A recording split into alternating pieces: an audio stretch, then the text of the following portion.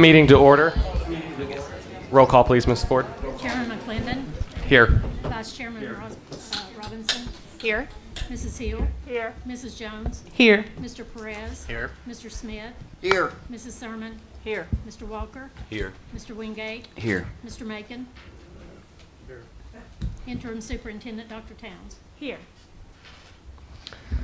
Awesome. I have received the following request to amend the agenda. Under the consent agenda, item 10G1, bids and contracts under item 1E, the Zendesk suite subscription. Please substitute the updated service order form and contract. We have that at our desk.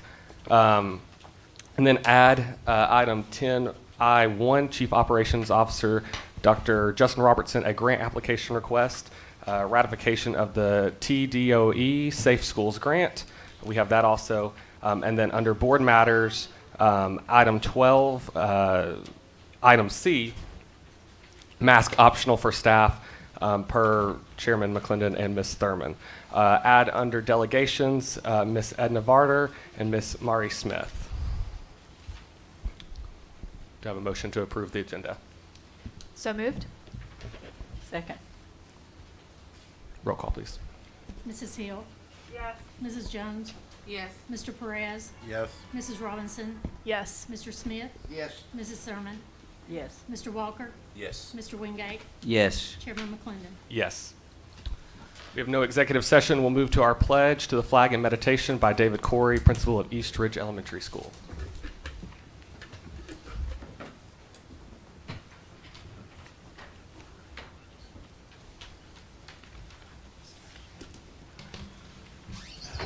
Good evening. Chairman McClendon, School Board, and Superintendent Dr. Towns. I would like to introduce to you Tinley Oliveira for our flag salute.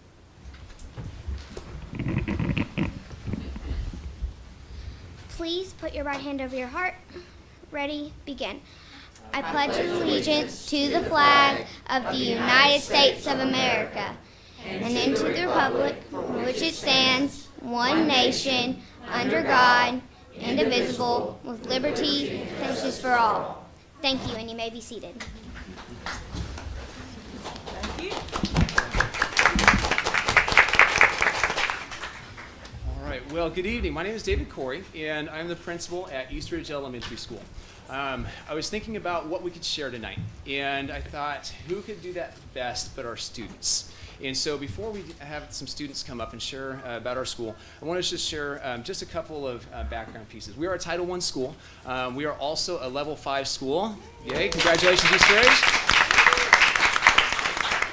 And right prior to COVID and the shutdown, we also became a lighthouse school. And a lighthouse school is part of a unique group of schools that implements the 7 habits of highly effective people with a focus on growing student leaders. So with that said, I'd like to introduce our teacher, Mr. Schmidt, who heads up our student lighthouse leadership team.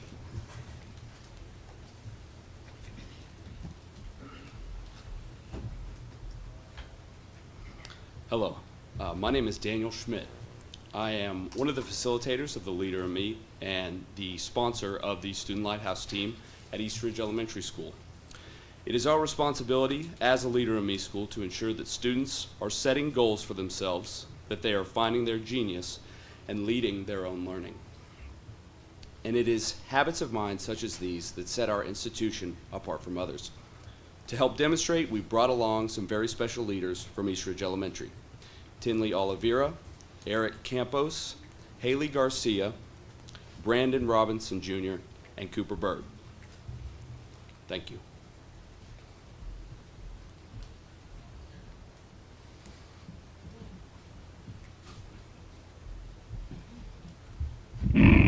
Hello, my name is Eric Campos. Our school is a Leader in Me school. The Leader in Me school is about making goals and reaching them. And one habit that has helped me is put first things first. This habit has helped me focus while I'm doing my work. While other students are playing, I focus, and this helped me reach my goal of being a 5th grade level in iReady.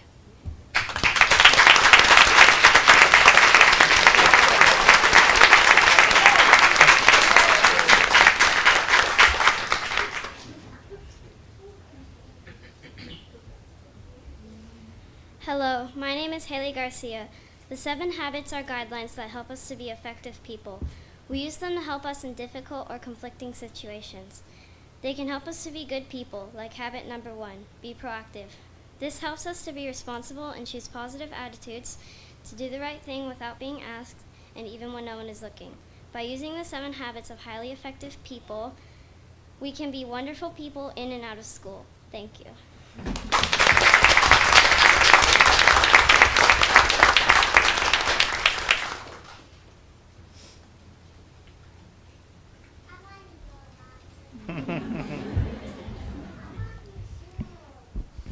Hello, my name is Brandon Robertson Jr. at East Ridge Elementary. We use the 7 habits every day. My favorite habit is habit number 4, think win-win, because when me and my friends argue, we find something we all agree to. For example, I use this habit for when I'm outside on the basketball court and in group projects. This habit helps us all succeed.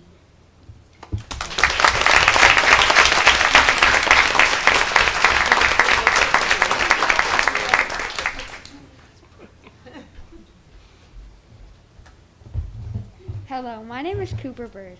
The 7 habits make our school different from other schools because it helps our students excel as people in school and out of school. The 7 habits can be applied to many different situations. For instance, students at East Ridge Elementary know to put first things first. We know that before we do anything out of school, we have to complete our work that we have to do, like homework, before we go outside and play. It's habit like these that helps us reach our goals and reach our potential.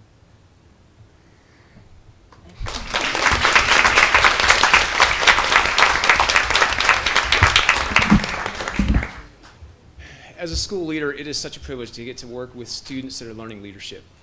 Each day when we start the morning, we do a morning announcements. And one of the things we talk about is drawing out greatness. And that really is a big part of our mission statements, how we draw out the greatness in kids. And when we talk about doing a moment of meditation here for the school board, you guys as school board leaders, you help draw out our greatness in what we do with the kids. I want to thank you for that. On behalf of our staff, on behalf of our students, leadership is influence. And when we talk with our students, whether they're in a position of leadership that has a title or not, they're having influence on others. And you guys help with a positive influence for our kids. So on behalf of East Ridge Elementary School, thank you. And thank you for the opportunity to be able to come tonight. All right, have a great night.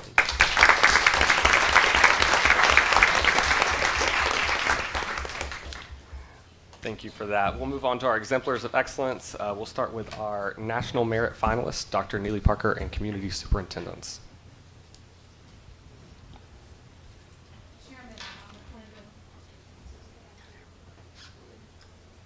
I would like to ask our community superintendents to come forward at this time to introduce our students. Good evening. I'm Larry Reynolds, Community Superintendent for Harrison Bay, and it's my distinct pleasure tonight to introduce to you to the very best of the very best of the very best. To be a National Merit Scholar means you are in the top 1% of students in the United States of America. We're talking about some serious talent here. And to do that for Harrison Bay, we have the principal of the school where these kids go, Brent Eller, here to introduce them. Thank you very much, Dr. Reynolds.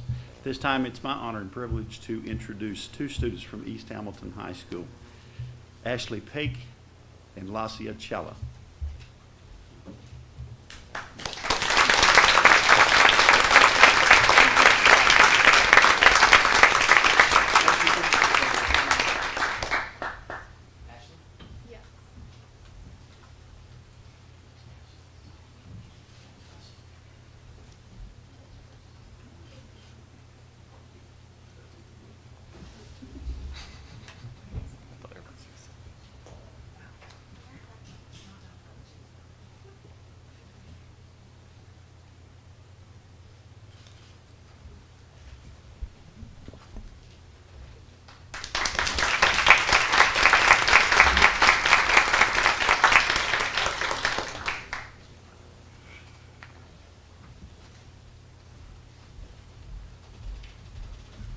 Good evening.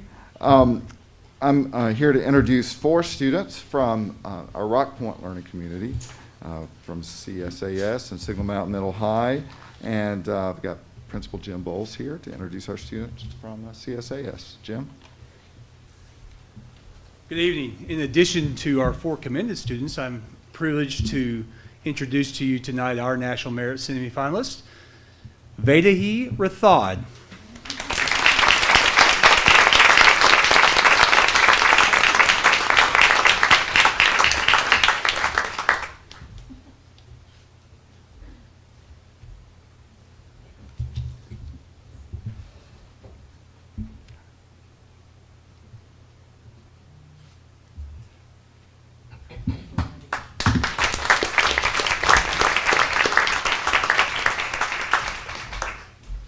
We have 3 students from Signal Mountain.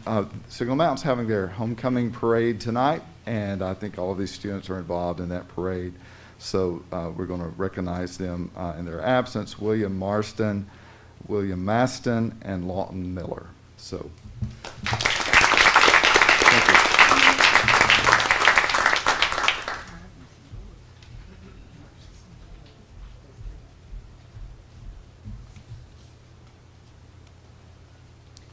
Good evening. It's my pleasure to recognize the National Merit finalist for the North River Learning Community. We have 2, and to introduce our merit finalist from Hamilton County Collegiate High, I have Amy Blazik, who is the counselor, who is a key component of the success of students at Collegiate High. It gives me great pleasure to introduce to you Vivian Song, who's been at Collegiate High since 9th grade. Vivian Song.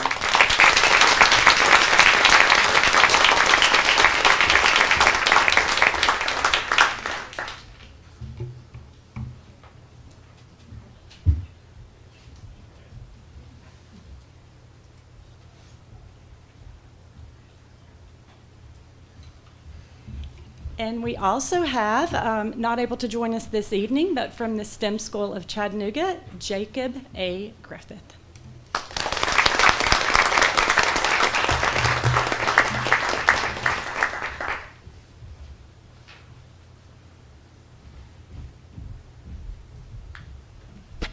Now we'll go on to our recognition of the Girls Nation President. So Board Chairman McClendon, members of the board, and Dr. Towns, it is my pleasure to introduce to you Miss Annabelle Hill. If you would please come forward, and it's okay if Mr. Hill comes with you. Dad is here as well. Annabelle did something that's really quite remarkable. She is currently a senior student at Chattanooga School for the Arts and Sciences, which, by the way, Mr. Bowles is here. You come on down too, Mr. Bowles. Ms. Hill was recently elected to a highly esteemed position as Girls Nation President. The American Legion Auxiliary Girls Nation is a once-in-a-lifetime opportunity for young women. It's a week-long event that gives participants a first-hand experience with practical insight into how federal, local, and state government works. More than 7,000 young women have participated in Girls Nation since 1947. What makes this so exceptional is you have to go from local to state and then national. And so 2 participants at the state level are chosen among candidates from all across the state. And then after participating at the state program, 2 senators are elected to go to Girls Nation in Washington, D.C., and they get to participate in mock legislature. They're responsible for submitting bills, resolutions. They participate in Senate sessions and electing officials such as the president and vice president. While in D.C., the senators, they get to visit the senators, which, by the way, those are students in this case. They visit Capitol Hill, and they meet their state senators and representatives, giving them a very special opportunity to discuss local issues and share bills and so on. And Annabelle, I think what makes this really exceptional is And that's why I love what we get to do is when students show interest, we get to link them and hook them to opportunities for them to participate in. Annabelle was not necessarily going to represent CSAS, and so she went to her parents and the principal and asked if she could pay her own way, could she attend on behalf of Hamilton County? And who knew? Well, we probably knew a little bit that you had it in you. And so it is so great because you now are among like names of former Girls Nation or Boys Nation. John F. Kennedy was a Boys Nation representative. Mike Huckabee, Rush Limbaugh, Justice Aaliyah, I think it was Aaliyah. Did you know Michael Jordan was even, and John Bon Jovi and Garth Brooks were Boys Nations representatives? And also, a little girl, a young lady from Tyner High School in 1991 got to go to Girls State, and it changed my life. And so to get here and to see you is amazing. And so on behalf of CSAS and the school, I would like to invite your school board representative, Ms. Hill, to come and honor you with a certificate. Or Ms. Robinson, I'm sorry, but your mom can come too. We are so extremely proud of you, Ms. Hill. Congratulations.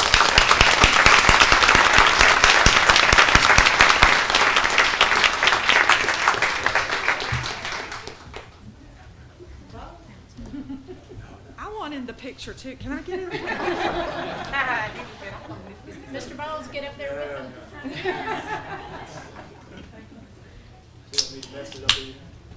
Thank you.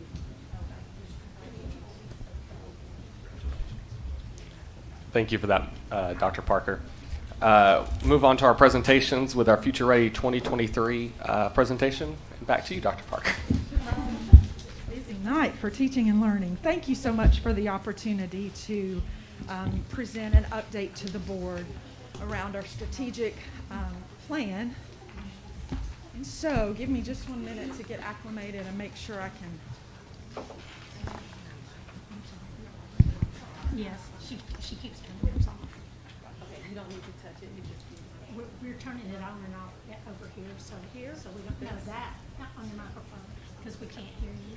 So I click this. Yes, you're just good. talk in the microphone. But turn it on. I turned it on. Okay, good. Can you guys hear me okay? Yes. Thank you. As you know, it is our desire that our students in Hamilton County thrive and experience a future without limits. And I'm here to represent the strategic goals, key performance indicators under the board's, the district's strategic plan, specifically around the areas of accelerating student achievement. And just to remind you, the Focus 5 areas that are part of the work that I get to lead, wanted to remind you of those. We call these our 5 gateways. This is how we keep it real. Every one of these gateways for students is extremely important. And each gate that a student successfully passes through gives them a greater opportunity to be successful at the next big gateway and the next big gateway and beyond.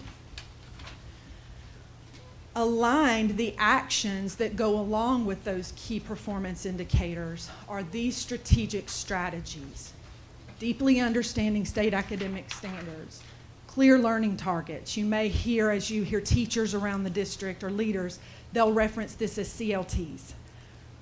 Rigorous assessments. Sometimes we call this the what, the how, and the how well, along with consistently implementing best practices and closing our opportunity gap. You can't see it on this screen very well, but in our department, we've had so many opportunities come our way in the last 2 years.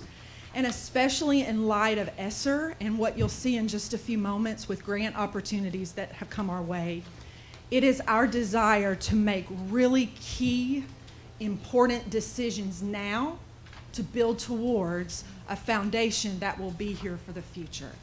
We say do now, build towards. Everything we do now has to build towards where we want to see our kids in the future. We have made a few adjustments to the organizational structure in my division, and we wanted you to be aware of those key. Some of them are minor, but in the big scheme of things, they may be major. One thing I'm I think just made sense to us was to take, as we are working on literacy, especially that first Focus 5 area of third grade literacy, we brought, and closing the opportunity gap, we brought exceptional education and language acquisition, which is ESOL, into my department. Also with the, you know that we collapsed the Chief of Innovation office last year, and as a result of that, innovation work came under my purview. So I wanted you to have an update. Leadership and learning still stays in our organizational structure, but those were 3 key areas that I wanted you to be aware of. So to come at a high level and show you the big rocks that I would like to update you on, we just finished giving our first quarter benchmark. I would like to give you a high level overview of where we are at this point in the school year. As we left off with the state of the system last year, we were given bold, ambitious goals towards acceleration and definitely literacy. We would like to update you on our literacy action plan.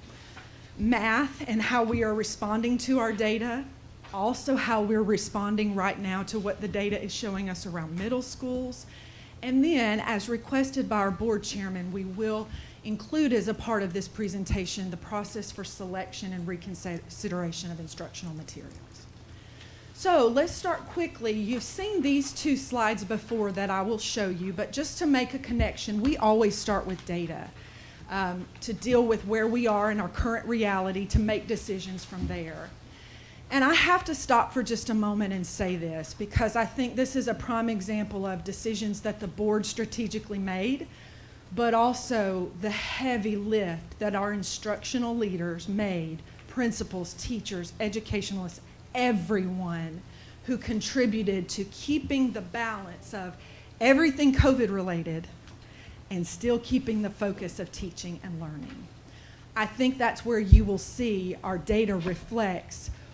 We have some gaps, but they could have been much worse. We held it tight, I believe. And so I'm really proud the board adopted or worked with us to make I thought this was bold, to adopt a brand new literacy curriculum. And we believe all of the strategic alignment that we will share had a whole lot to do with our ability to keep an upward trend and not see a greater gap, especially during the pandemic.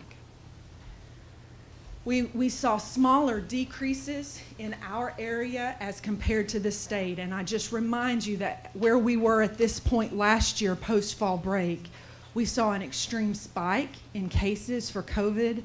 And we were having a lot of back and forth, open and closed schools, and students having to work remotely. And so we did have some decline and decrease, but it was not as significant as it could have been. Our English language arts proficiency rates across all grade levels held relatively steady, with only a 2.5% decrease compared to 5 at the state. And then in mathematics, we did have an 8% decrease compared to 12 at the state level. Now that was TN ready. Now let's take a look at our first benchmark, which was administered right before fall break. So this is our first snapshot at this new year. We have been in school, thank goodness. And so what you see in gray was last year, and what you see in blue is this year. So at the top, if you look at the green box, those are our lower grades. And at the bottom of the graphic, you'll see grades 6 through 8, and then grades 9 through 12.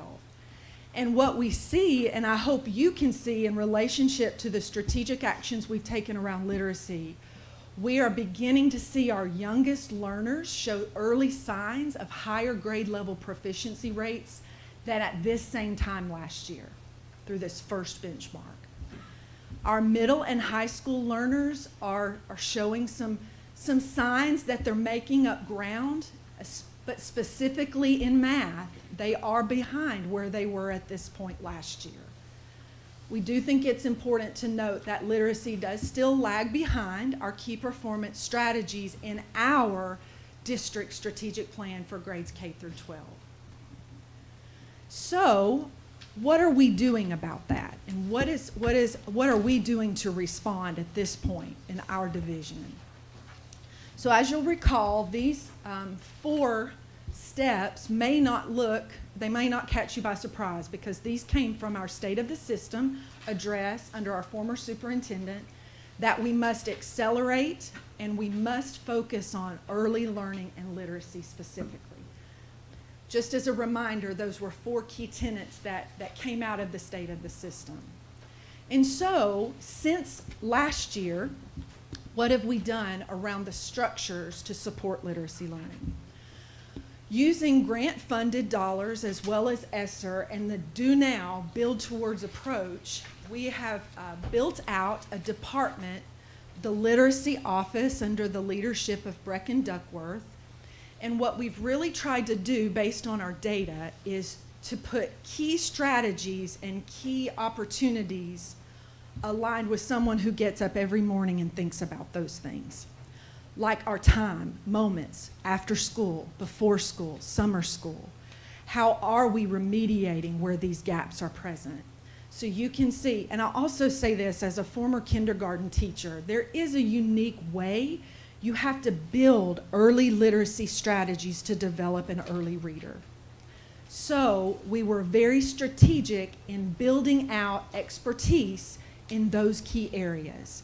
Responding when kids are not learning, how do we use time when it's summer school, after school, before school, and what are we doing to really address the unique needs of our youngest learners? The other thing that I'm very excited about, as I shared with you earlier, is we brought language acquisition, which basically is a big issue for some of our exceptional students and our ESOL students. We brought it under this office and this department so we could marry the needs of acquiring language. We're also very excited to announce that our team hears me say quite often, it's time to start a movement. Look at the leverage and the latitude we've gained in our partnerships to Pathways to Post-Secondary. Earlier this year, and building on the foundation, the great thing about Chattanooga-Hamilton County is we already have a lot of community partners that have great interest in this matter. Early learning matters.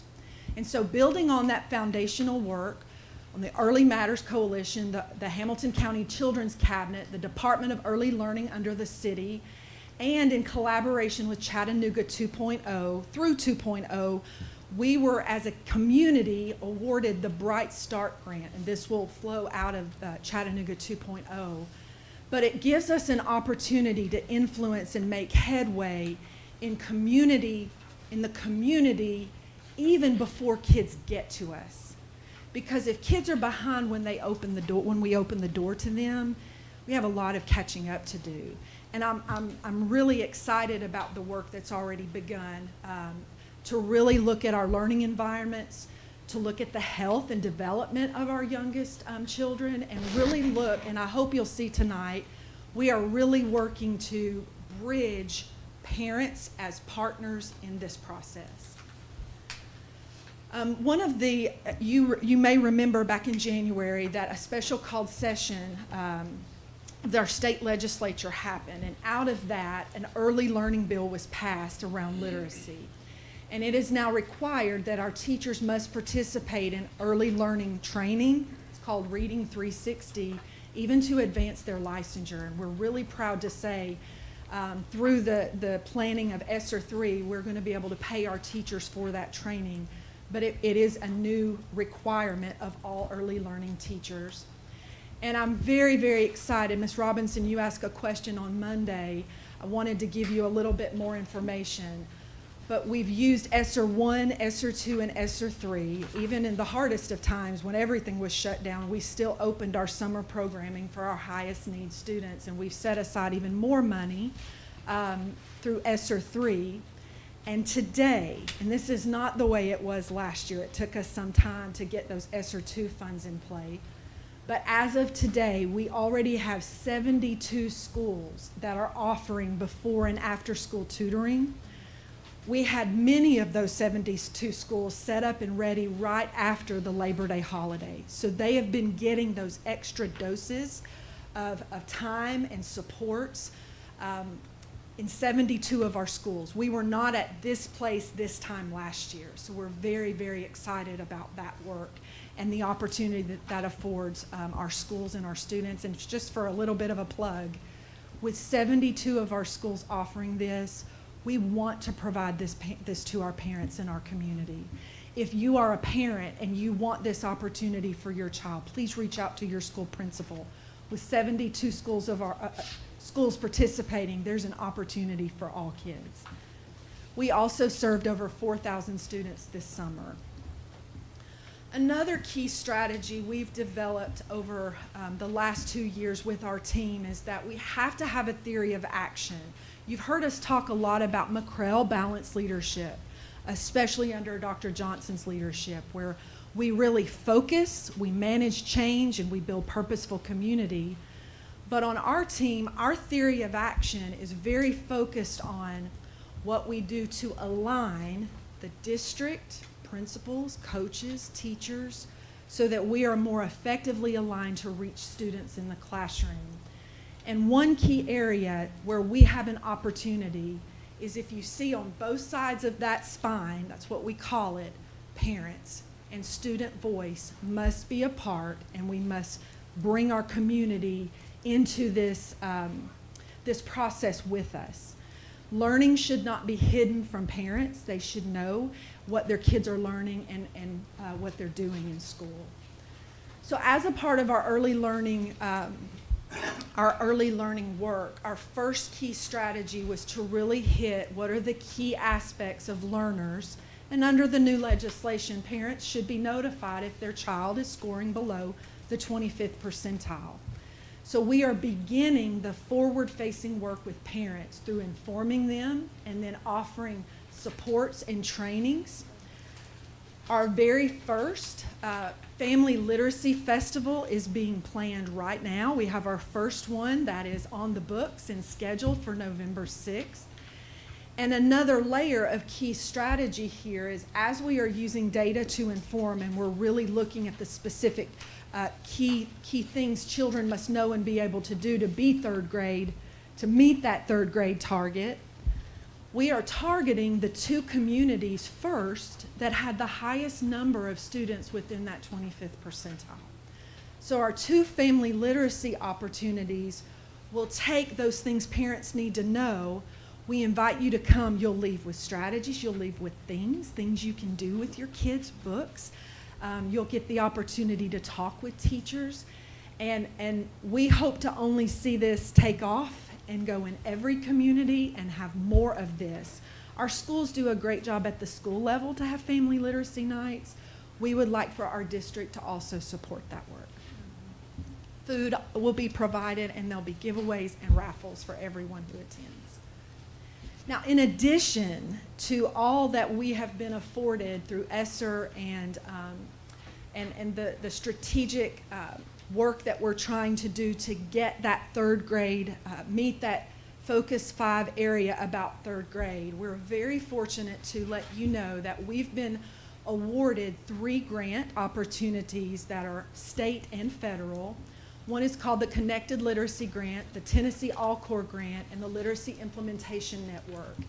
And in a nutshell, these 3 opportunities give us the chance to network and work more strategically with our community, whether it be a community of schools and learners, schools that are going through the same challenges we're going through, as with the Literacy Implementation Network. Everyone's trying to figure out this same problem. And so through the Literacy Implementation Network, we get to work with other districts in the state. We're doing walkthroughs. They come to us. We get to learn and network with one another. And Dr. Yvette Stewart is heading that up. Our other 2 Connected Literacy and All-Core grants give us the opportunity to double down and be much more engaged with our community partners. And so this affords us the opportunity to do high dosage tutoring and to really work strategically with a community partner to branch out and do more at our community sites where some of our kids are going in lieu of our after-school programming.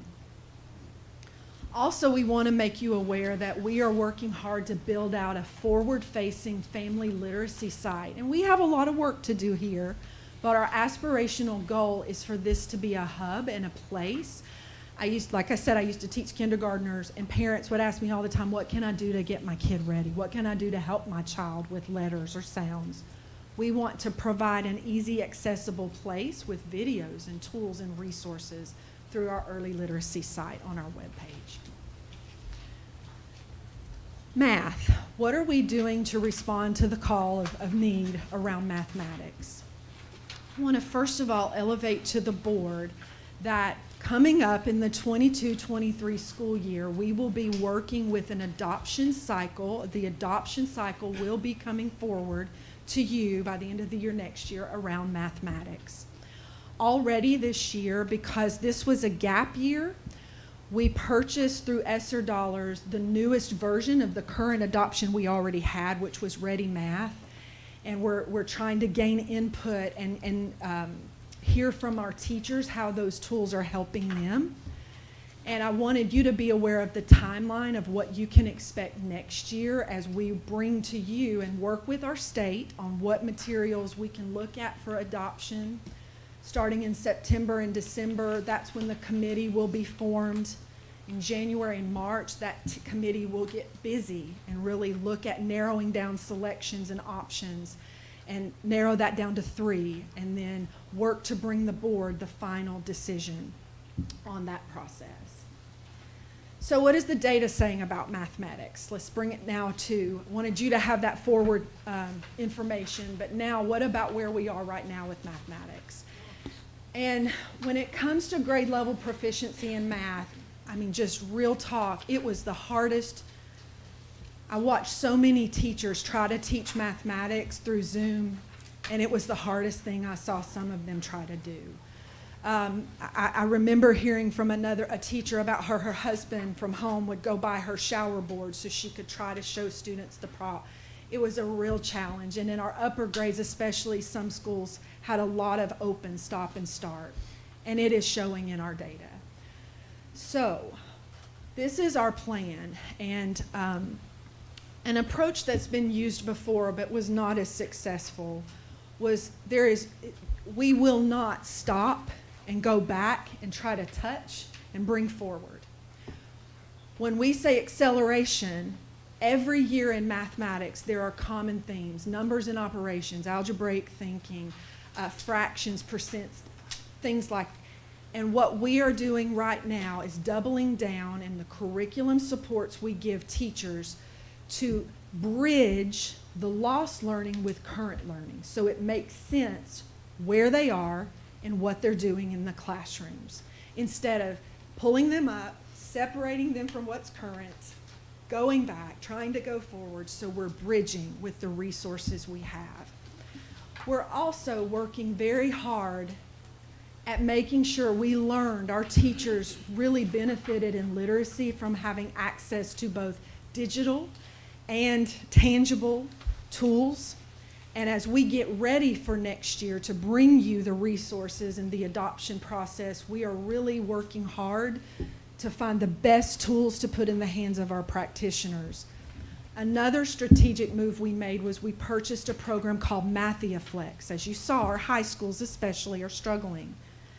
MathiaFlex is a program, it's really cutting edge, and it is really a one-of-a-kind program that is very specifically tailored to our standards for Algebra 1, Algebra 2, Geometry, and those upper-level math courses. And we rolled that out. We met with our principals in late September, and we rolled that out at the last training day on October 18th. So it is now in the hands of our teachers for us to use. As I mentioned to you, we're using responsive curriculum guides and not getting too far ahead. As we assess, we're making changes needed with curriculum. Of course, we're supporting our teachers with professional development. Our middle schools, I wanted to specifically address because For years, as long as I've been in education, middle school is sort of a unique place. It is not a place for elementary plus, and it's not the place for high school light.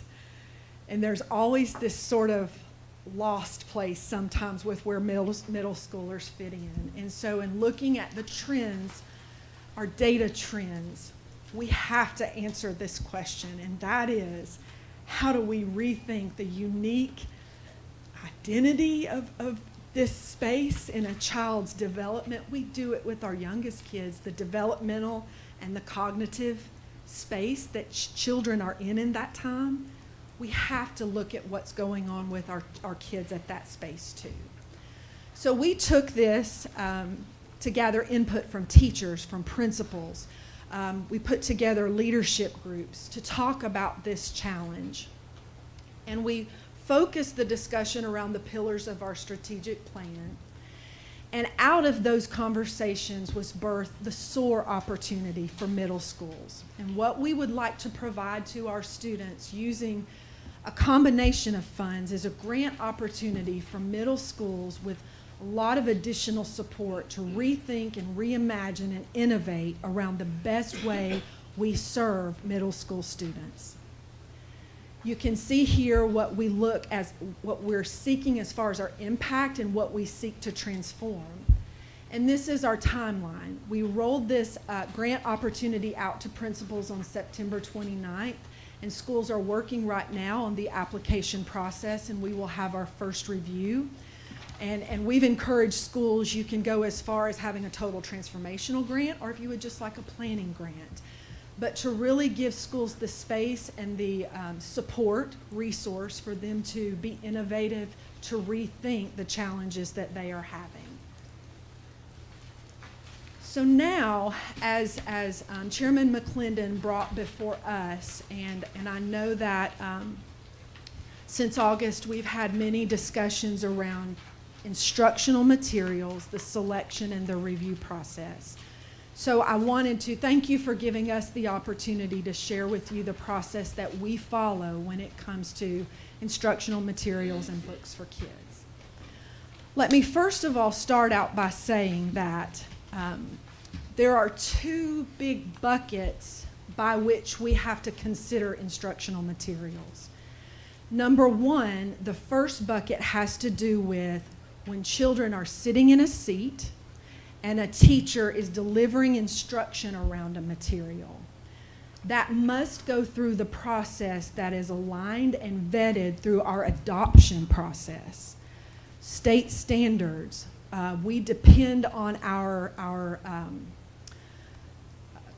publishers to work with us, and any changes that transpire in the 6-year period, a lot can happen in 6 years, around the adopted materials that the board selects. There is a very rigorous and tightly monitored and watched process as far as that goes.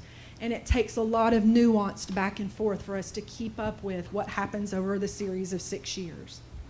So that's number one. But then there is also a part of our schools where libraries and choice and selected materials come into play. And when that is a part of any part of the learning environment for students, schools, school principals have a lot of discretion, latitude, and leeway at the school level for decision making. And I also want to elevate that as we work with schools in any capacity or anyone at the school level that goes through this process, we do our best to always keep the board policy in front of them in our training and the decisions that we have to make. So I want to first of all highlight for you that in 2018, thankfully the board took on this particular policy. And already some revisions were made then, 4.402 and 4.403. So I wanted to elevate that decisions can be made about what is in the hands of students at multiple levels. At the choice decision where a teacher makes a decision, where a librarian may make a decision, a principal, And then, of course, when we look at, as Scott would say it, our floor, our platform from which we deliver the standards, we have to be really, really thoughtful about that floor and how we convey and deliver the standards. As parents brought forth the concerns to us, we realized, and let me back up just a little bit. I want you to be aware that when it comes to selecting texts, and as we are working, especially with what we bring before the board, if it is an adopted, curated tool, we have an obligation to have due diligence to make sure those are tightly aligned and that guidance is provided at the school level, at the teacher level, at the wherever materials may be used. We have opportunities to get better. We just really came fully back to school, and I feel like this is the first year we're really getting to implement some of our new texts, and we've got to purge. There's always a process of purging and bringing materials in and so on. But when it comes to the curriculum curated materials, there is a different process according to the policy for that versus optional choice reads. And again, as I shared with you, that is covered by the library collection process as well as selected materials. One thing we found, because this was brought to our attention, was actually a section of our website that started in 2018 under then Tim Hensley, our communications director. And Tim had an idea at that time to use a family engagement strategy to engage parents in schools and students. What are you reading? What are you currently reading? And you may have seen over the course of the last 2 years, every so often on our social media page, you'll see the book of the week. Well, in turn, he took those books and archived them under a section of our website that wasn't under the curriculum and the teaching site called Suggested Reading. It was a parent section. But the intent was for Book of the Week, and the intent was for students and librarians and teachers to share what they were currently reading. Some of those books were not aligned to the current adoption. They were not aligned with the curriculum that was adopted. They were literally, like if you stopped me right now in the parking lot and said, "Hey, Dr. Parker, what are you reading?" It was meant to get a conversation and engagement with our community to encourage reading. And I'm an avid reader. I like to read, but if I told you my authors, they're not, I just finished a Max Lucado book. So it was an interest and it was choice.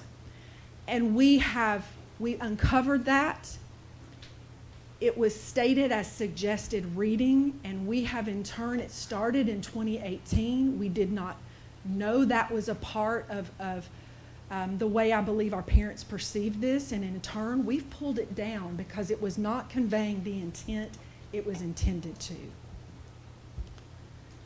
And so, I gave you at a very high level where we are with the materials to try and answer the questions. And at this time, I would like to turn that over to Dr. Towns so she can summarize where we are. Great. Thank you. I'll just say, for clarification, the Book of the Week is now in the newsroom section of the archive because it was released as a media release every week for the 2 years that we were doing those with Mr. Hensley, and so you can find them now, but more appropriately, it's titled Book of the Week Archive, not suggested reading list, not a part of the curriculum. So we wanted families to be clear on that. So that when they referenced it, they understood that these were not curated materials. To the point, the last slide, Neely. We wanted to just make sure that we summarize what we're doing around Future Ready 2023 and our accelerating student achievement. The last time we talked about our results and outcomes, we heard from the board that you all want to know the strategies that we're undertaking, and I think you got a clear picture of the way that we're responding, first of all, to the formative and summative data that we have.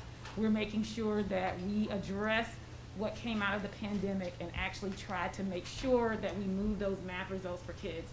And we are elevating a comprehensive literacy plan. We're aligned with the state's Reading 360 program, and so we're having a fabulous partnership with the Tennessee Department of Education around that, as well as with our community partners. They are actually being engaged, and we're helping to train them on that Reading 360 foundational literacy skills around phonics, phonemic awareness. We're evolving our math practices. As Neely said, we have to accelerate and remediate in real time. We can't stop. We have to make sure we continue to deliver current grade level curriculum for students, and while we do that, integrate those skills that we know there's gaps because of the pandemic. So we're working on that. Middle school is a special time. We want to lean into that developmental age and leverage what's going on with students in terms of their social emotional development during that time to be able to have a successful, unique middle school experience that we hope improves those student outcomes based on evidence-based strategies. And then finally, with regard to the curriculum and instructional materials, we are following board policy. We are making sure that our educators and our administrators are aware of board policy around our instructional materials. And so we are committed to making sure that we have texts that reflect the diverse interests of our students and that offer parent choice. We have what's in our curriculum, and even what's in our curriculum, parents can always request an alternate text. And of course, anything that's in our classroom or school libraries is optional. Students are not asked or required. Those are definitely driven by family, choice, and interest. So as we go to the next slide, as we always say, we want to elevate that we expect excellence. And we want to make sure that every student has an excellent teacher, and every teacher has an excellent leader, and that we have excellent resources to meet the needs of our diverse learners. And so we open it up for discussion and questions. Ms. Thurman. Yes, so Neely, you're saying that in order for these books to, say, arrive in our library, they go through the librarian, so she gets to pick whatever book she wants in her library, regardless of what they are. And does the principal have a say in that? Does the librarian read this material and think that it's okay? Who is the last person that says, this book goes on this shelf? So in fairness, to answer that question fairly, it's hard to answer definitively with 75 schools. It could be the principal. Many of our schools have a team. Many texts are brought before the librarian because they are high interest to students. It could be the librarian in some cases. If you look at the board policy really elevates that it should be the librarian, the school, the community of the school, especially the principal, should know. It should be collective. And where we have an opportunity to do better is to make sure that our principals and our librarians or our teachers, as they choose books on shelves, that they are working collectively to know.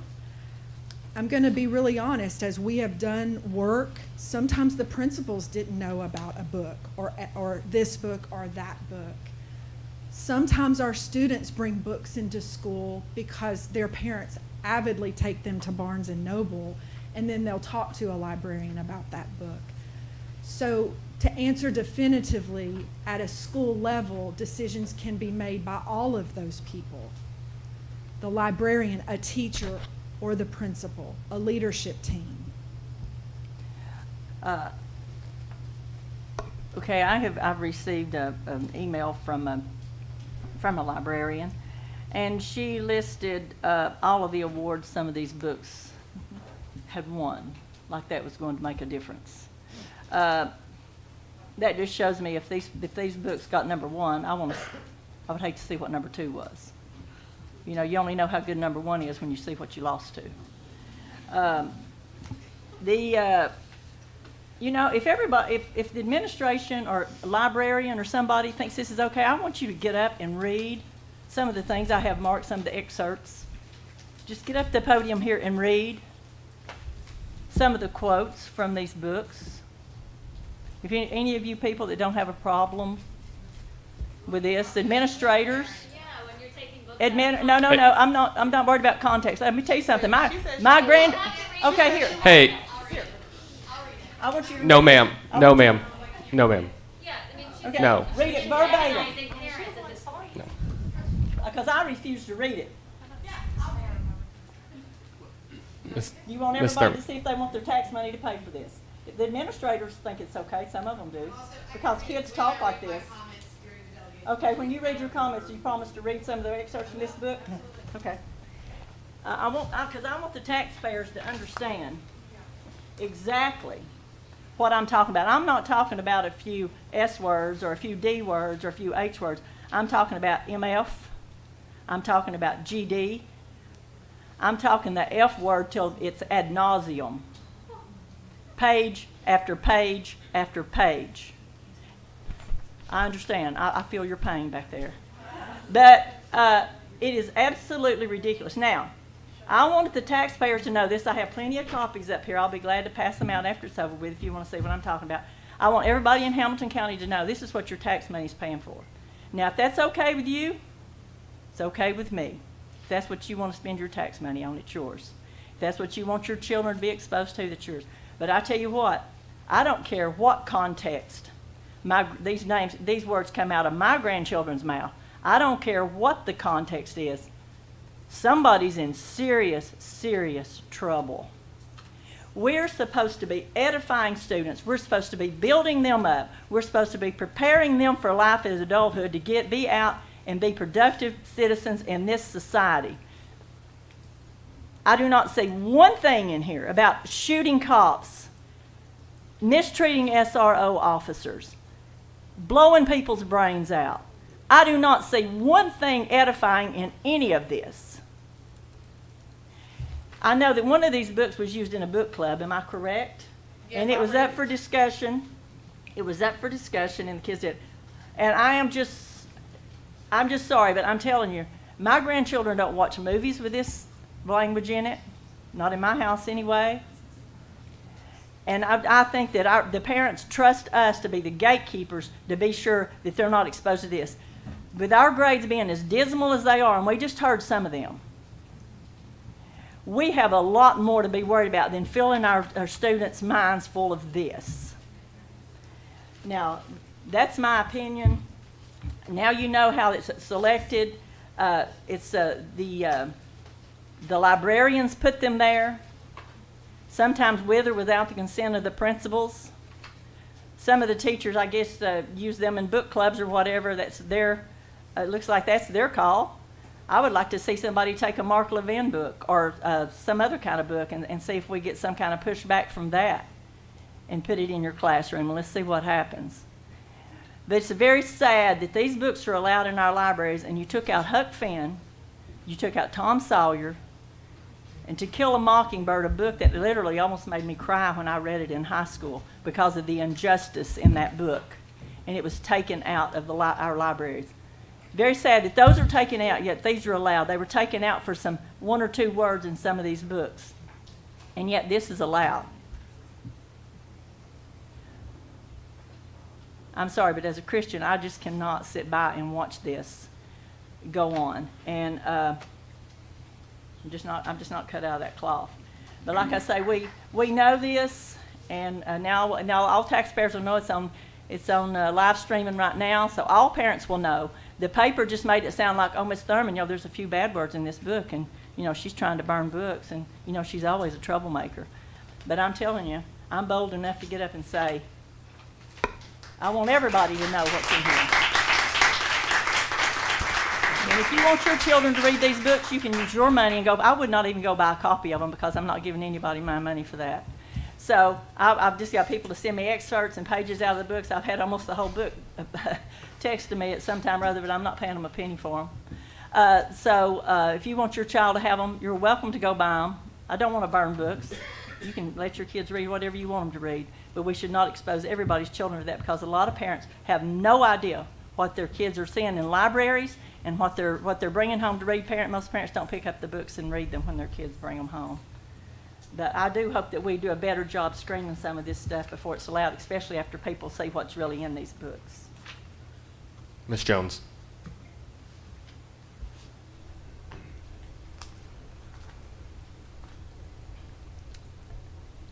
I am a proud 1999 graduate of Chattanooga School for the Arts and Sciences. I started my matriculation there in the 2nd grade. I was 8 years old. And at that time, prior to going to CSAS, I have always been a lover of books and literature.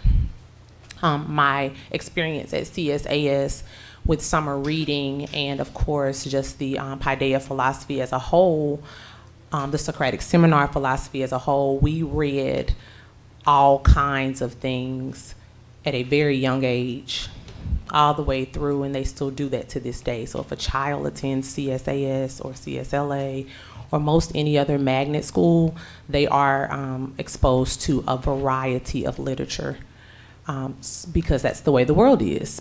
There's a variety of opinions. I will say that every summer I went to the library, to the kids' floor. I mean, it was the highlight of my life to be able to sit in those big pillows and the round circles and get the books. I went to the library at school and I read books, Nancy Drew, the Hardy Boys, Ramona Quimby, Their Eyes Were Watching God, Possessing the Secret of Joy, Romeo and Juliet, A Midsummer Night's Dream, The Canterbury Tales,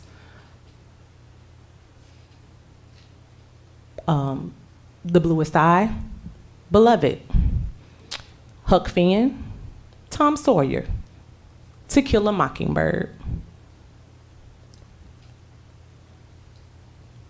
And when I got to college, I read some of those same books. The autobiography of Malcolm X, we read a lot of books. And I will say, the books that are being discussed or have been discussed in our community, I've read a couple of those as well too.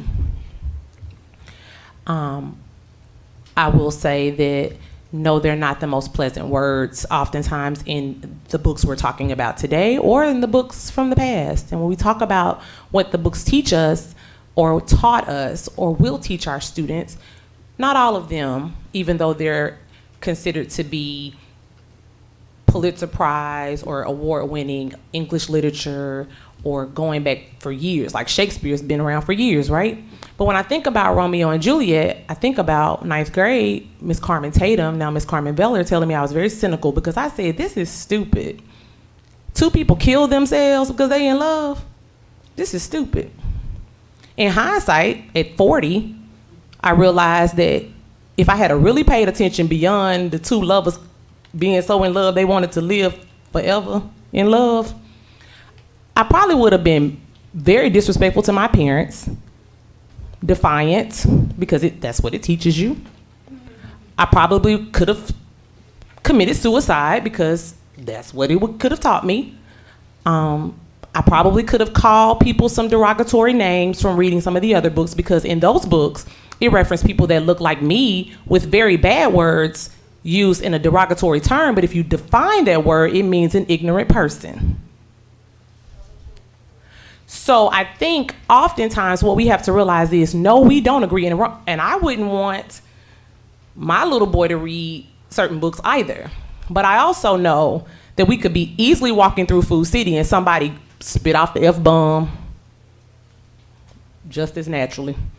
I know that we could be in some other setting and somebody say some things that we don't want to see. The TV has all kinds of things on it now. iPads have all kinds of things on it now. I really worry about the exposure our children get in a lot of places, but what I do know is that libraries were created to house pieces of literature, fiction or nonfiction, cookbooks to biographies to documentaries, whatever. They're housed to teach us things and also allow us to expand our literature knowledge.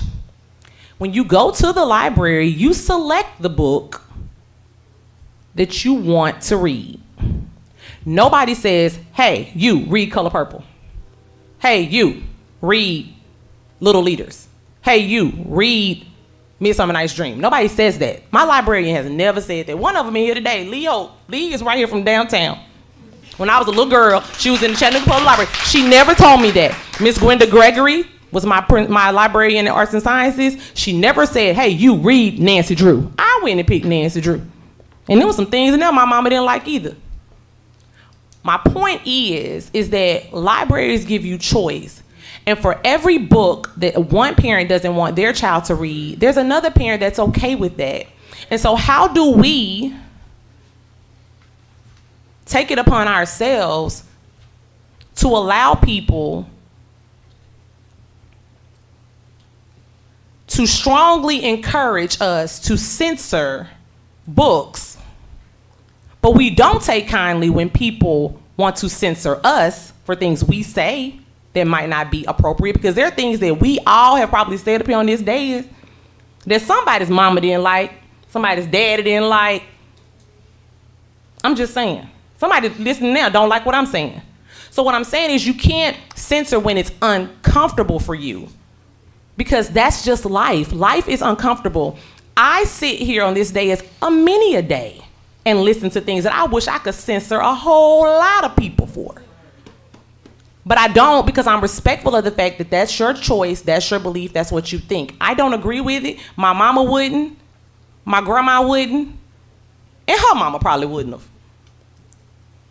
But I understand. And so I think it's a matter of understanding that no, we are not making this mandatory in curriculum. That's been clearly pointed out, which we already knew that.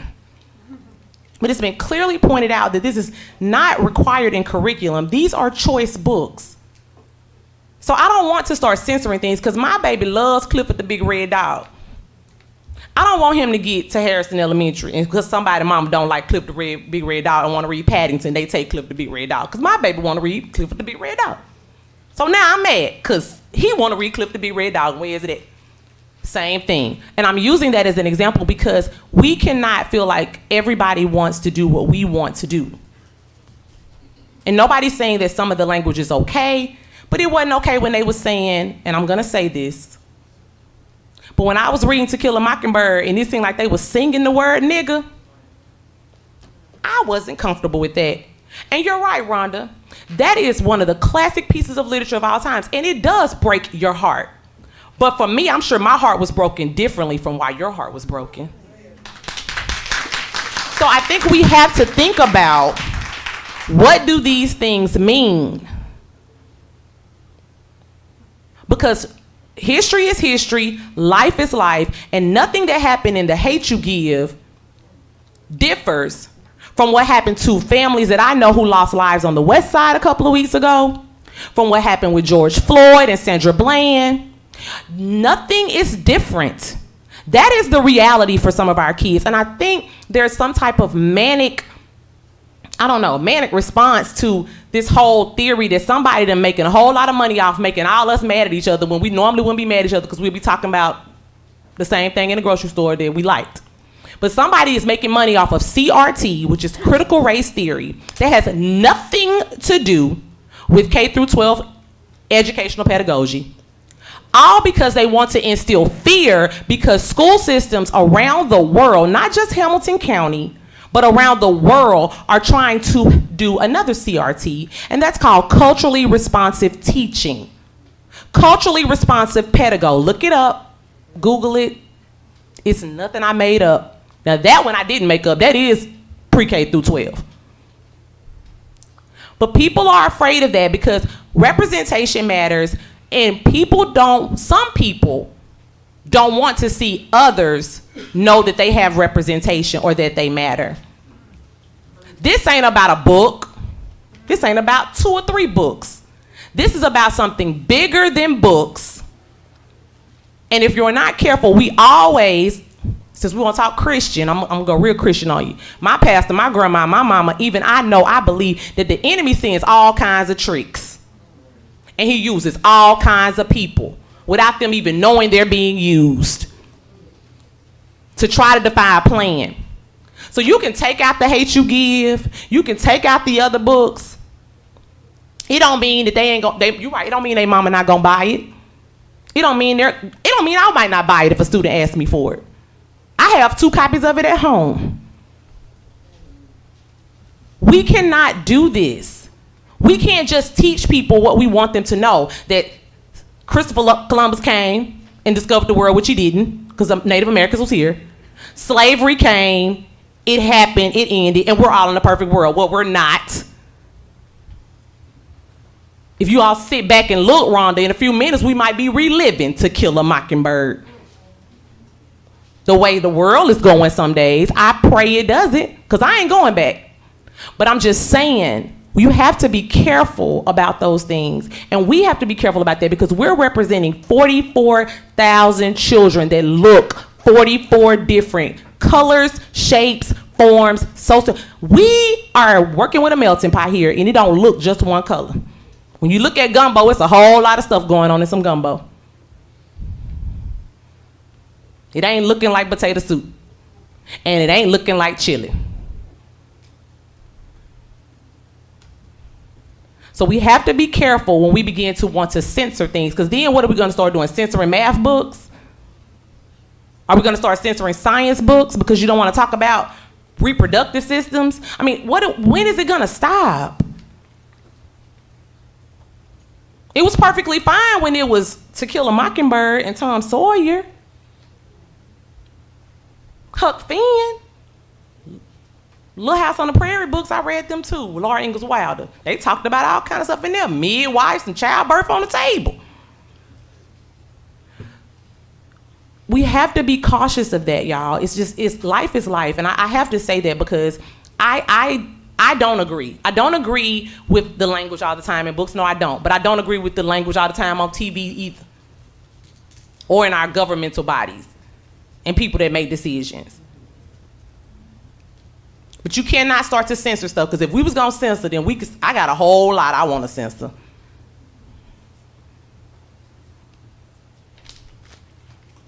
Ms. Hill.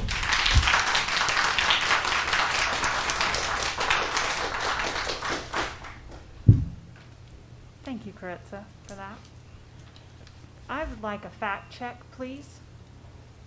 My colleague, Rhonda Thurman, said that Huck Finn is not in any of our libraries in Hamilton County Schools. She said that Tom Sawyer is not in any of the libraries in Hamilton County Schools, and that To Kill a Mockingbird is not in any of the libraries in Hamilton County Schools. I'm going to turn my conversation to the topic of our Future Ready Board update, and while I'm talking about that, can somebody please fact check that for me? Let's call a librarian, and let's make sure that if we've got, do we have just please let Neely know. We aren't going to disrupt the meeting, but if we're going to talk about things, I'd like to make sure that we're saying things that are true. Caritza, thank you for what you said, and your point about fear resonates with me. Fear and anger are stoked sometimes for power, I think. And in this room, I'd like us to be very much about fact. Neely, I appreciate what you have done to compile this information related to accelerating student achievement. And to me, this is very important, possibly the most important thing that we will talk about tonight. Let me point out that I would like to have seen a split of our subgroups within this data, because this data, as Ms. Thurman said, is concerning. We know how hard our teachers and leaders worked last year. And we also all know that there's no time to rest, right? That we have to push forward. And I know that in my district, students, particularly students in subgroups, are not mastering course material at the level that they need to. So I'd like for us to continue splitting out that data as much as possible, please. So as I look at the fact that we have these literacy and math action steps, and even the middle school transformation, Nakia, what I recognize is we are at the hard stuff. So not a classy word, but we're at the hard stuff of our strategic plan. the low-hanging fruit, the things that we could get nailed down, we've gotten that, we've got momentum. And you talk, build now, or do now and build toward was a phrase I had not heard before. So I would like to understand how we as a board can best support, hold accountable, encourage the progress toward our Focus 5 goals, because I recognize that the easy is behind us and the hard is ahead of us, and we are gonna have to be disciplined as a board to stay focused. So help me know, tell me if you can, what's the way that we can best support you in doing this work? So thank you for that question, and I'll start, and Dr. Parker, you can weigh in as well.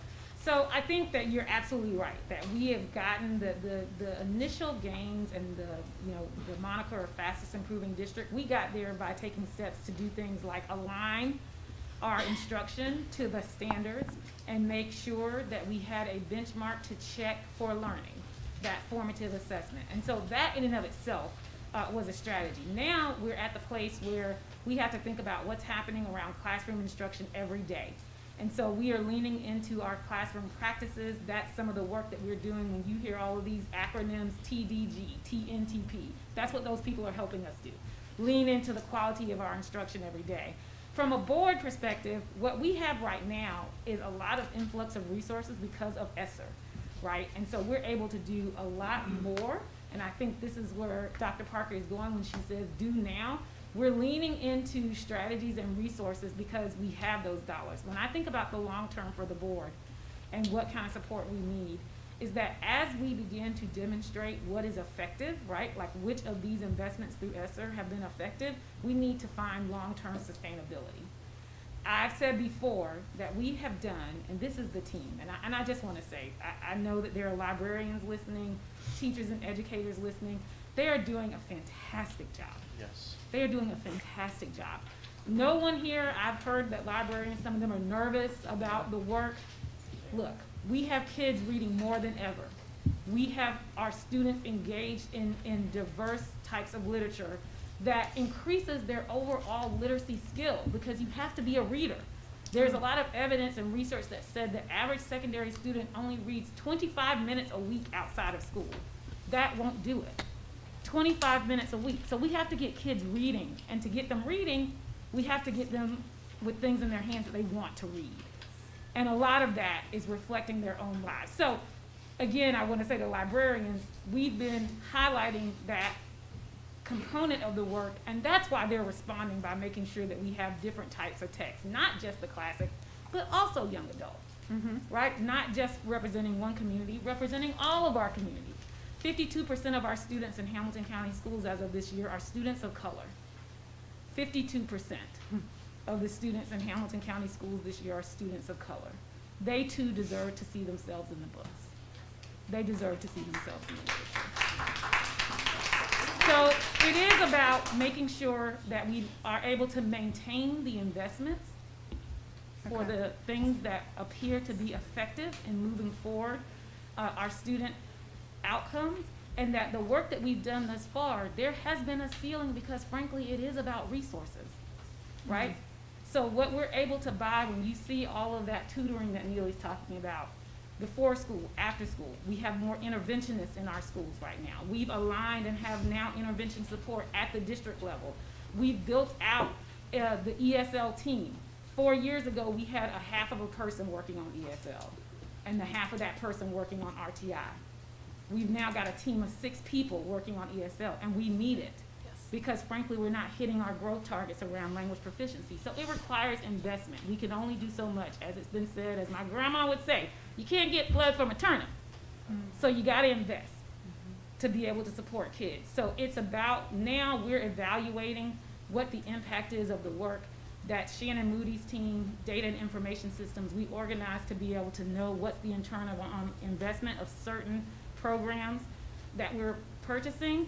And so as we begin to identify which of those have been highly effective, we got to figure out a way to sustain it after fiscal year 24, right? So that's what the board can do, really hold us accountable for bringing you the data on the return and investment, and then making sure that we prioritize it every budget cycle.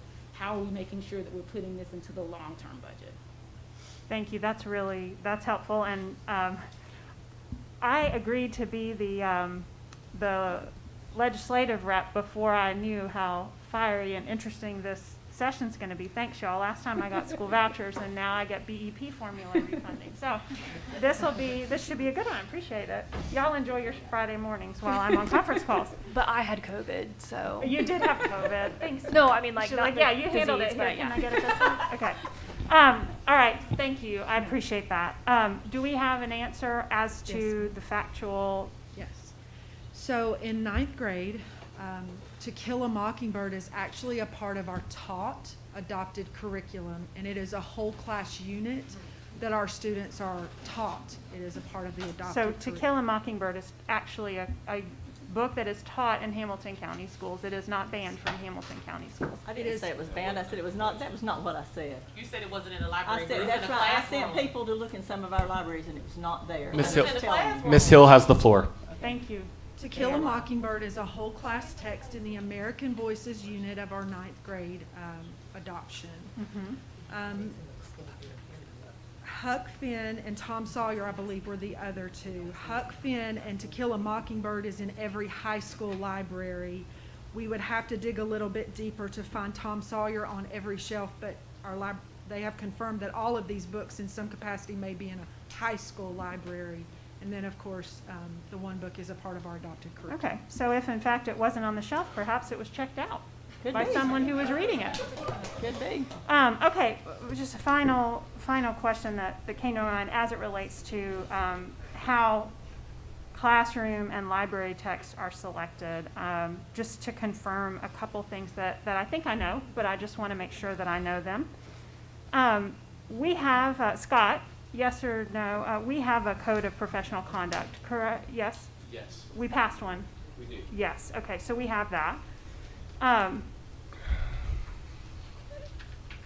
Nakia, are we committed to having excellent teachers in every classroom? That is our commitment. Okay, we are.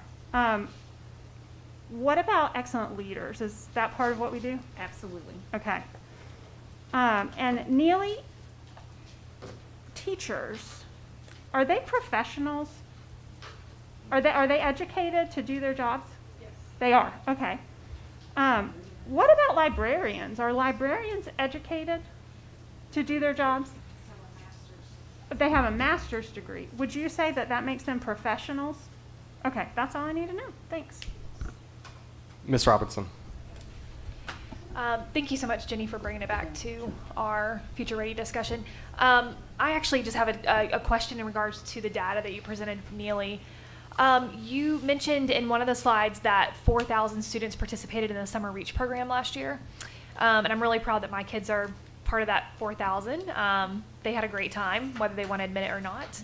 And they will be returning in 2022, whether they want to or not. But I guess, what stands out to me with that number is that really is only a little less than 10% of our total student population. And to me, what's most important with our ESSER dollars and the results of last year's performance is that we move the needle on that number. And so I'm just curious from a logistics standpoint, how do we do that? We talked a little bit about this Monday. I recognize that I'm not trying to repeat that question, but how do we engage more students in our REACH program? And do we have capacity to improve that 10% number to bring more students into that program? Thank you for that question. One of the things that has been critical in onboarding this new position is the capacity to work with 75 schools to get, it's a heavy lift. Our team is already working on the launch, the alignment, the strategy for how we begin recruiting early and targeting, using data and using our communications outreach to make sure that our families know well in advance. Unfortunately, because of the cycles of when dollars came in through the grant process, it set us behind a little bit. And I'll be really honest, it's a heavy undertaking you're buying a whole new set of tools, and we hope to alleviate that by starting earlier, having a cleaner process, having a structure to that. But I'll also add, with some of the grant opportunities, one of our challenges is, what do our families need? I'm a working mom, and 8 to 5 is really helpful for me if I have kids. And so what we're looking to do better with this year is looking for those opportunities for us to learn, but then have some extended time and extended opportunities to better support families. So that while kids are there, they're learning and it's quality, but they also have, it's a support for parents. We're looking to enhance and only get better from what we've learned from our lessons so far. I think that's really great, and I'm sure that number will move this coming summer because of those efforts. I think one thing that I felt like the undertone feedback that I got as I was talking to parents, not just in my district, but really just even like my peer group, leading up to the summer, was that I think a lot of parents didn't understand why it was so important, maybe for their students to attend REACH, or that maybe their kids really needed actually to be a part of it. And so I'm wondering what we can do from a school perspective to help parents understand that data specific to their student.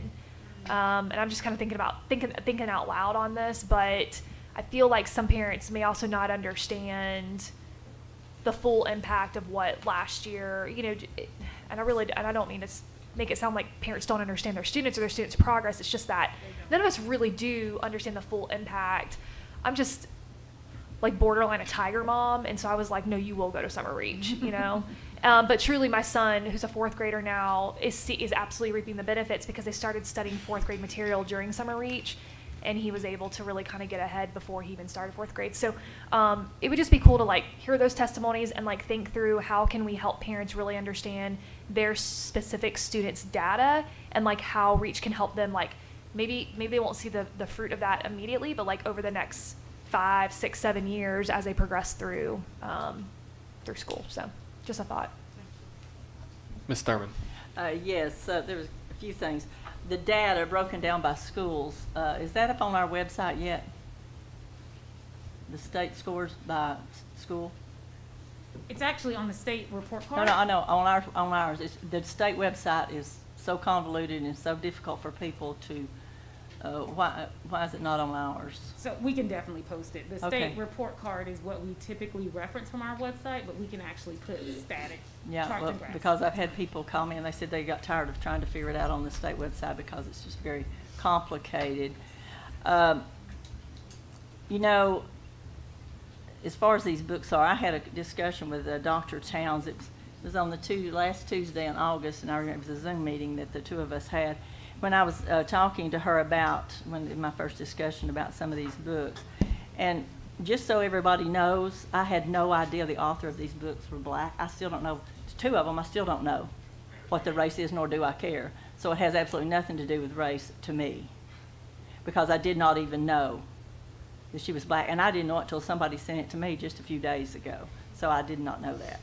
I think it's when her picture was in the paper with an article about me. So I had no idea that what race the person was, so it has no idea about people of color or anything like that. And also in the discussion that we had, I mentioned to you that some of these books were not in our libraries, and that, I said, are you more offended by, Tom Sawyer, Huck Finn, or by this language? And you said it depends on where you come from. Do you remember that correctly? I said, are you more offended by those books than these books? And you say, well, it depends on where you come from. Do you remember that? Okay, well, anyway, that was the discussion that we had, and then I was told, well, kids talk this way. Well, I don't think that's still a reason that we should be able to have this language in these books, because kids talk this way. Kids smoke drugs. I don't think we need to sit around telling. Are you saying I said to you kids talk that No, way? no. Oh. Yes, you did say, yes, you did say that to me. Well, young people do talk this way. I think we recall it differently. Yeah, okay. Yes. What do you recall? Differently. Okay, but anyway, I tell you what we're doing, and what the school system is doing, whether you realize it or not, these administrators, with some of our things that we're allowed to go into school, you are promoting your own demise. You're promoting your own demise. I looked back at some attendance, some enrollment figures from back in 1992-93, The enrollment of Hamilton County schools in 92, 93, combined with the city at that time, combined with the city, was 44,000. That's what our enrollment is now. If it were not, and as much as this town has grown, you would think that our enrollment would be 50,000 students or something like that. It's still 44,000, what it was back in 92, 93. Now, if it were not for some of the, I will say, immigrants coming in and being part of our school system, I wonder what our enrollment would be. I just wonder what our enrollment would be. People are making other choices for their students for obvious reasons. We need to do a soul search and find out what that reason is. And we can't keep acting like that this kind of stuff doesn't matter, because it does. I've worked with the public for 46 years. All races, all genders, all everything. I've worked with all of them. And I tell you, the talk on the street is that, you know, they're very unhappy about just a lot of things going on, and they have been for a long time, and a lot of people who can make other choices.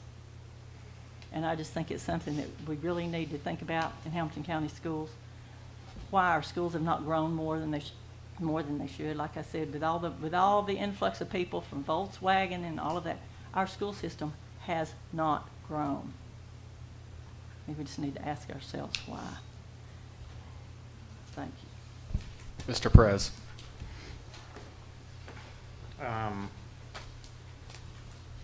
Rhonda, I'm going to just clarify 1 second, because I want to know that I didn't misunderstand you. What's your concern about the immigrants in our school? I'm not. Okay, I'm just that's saying. that. No, That's what I saying believed. If it were not for some of them, that as many coming in as has, that who would be in the schools is what I'm saying. All right, I'm going to move on from You that. understand what I'm saying? I do not have a problem with that. I'm just stating a fact. Okay.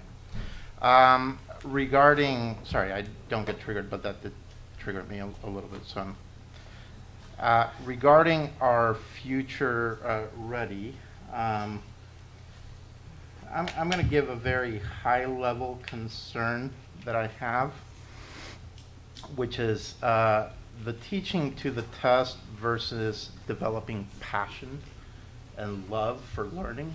And I'm not sure, I'm not an educator, and I do actually am very grateful for those of you who are. But I'm often afraid, and math is one that I think about often, because I'm one of those weird people who love math in school. Like, just loved it. You could give me a problem to solve, and I would, I'd be giddy.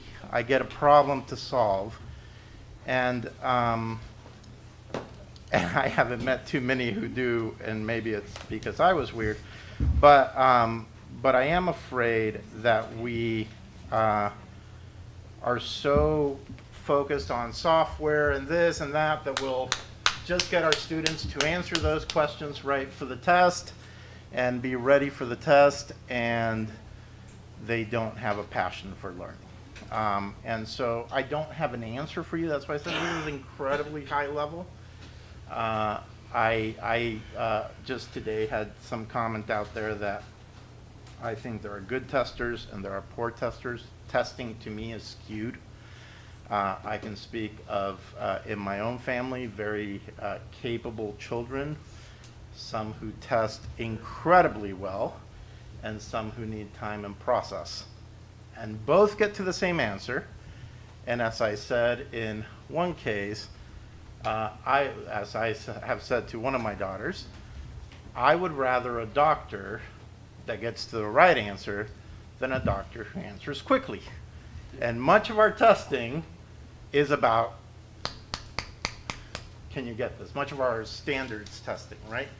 Can you get these answers quickly? So one of them may walk away frustrated, though the process she was capable of, and so a lot of this is my big high-level concern, is that we are skewing. Like when I look at our percentages, we're proud of our growth. I'm not going to knock it. Statewide, we're at 36% reading level, right, or reading capacity, whatever that 36% rates, 34%, 32%. And as far as I remember, and I'm getting there halfway through my life or more, we've always been at around those percentages. And so then I often have the question, like, you know, I'm working actually right now with the team that I work with to set standards and goals for what we're aiming. And one of the first things that we want is to set realistic goals. And this is standard. And so I sometimes wonder, when we're always showing this, I don't know. I'm very high level. Are we like aiming at the wrong thing? You know, are we, but at the end of the day, we're required to present the same test to the same people. So, so somewhere there, my big high level concern, 50,000 foot view concern, is that we will be so busy, excited about metric achievements, and then not realizing that our kids hate going to school every day. But boy, they know how to test well, you know, and so I just throw that out to you as educators, and I'm sorry because I know that even that first one is crucial.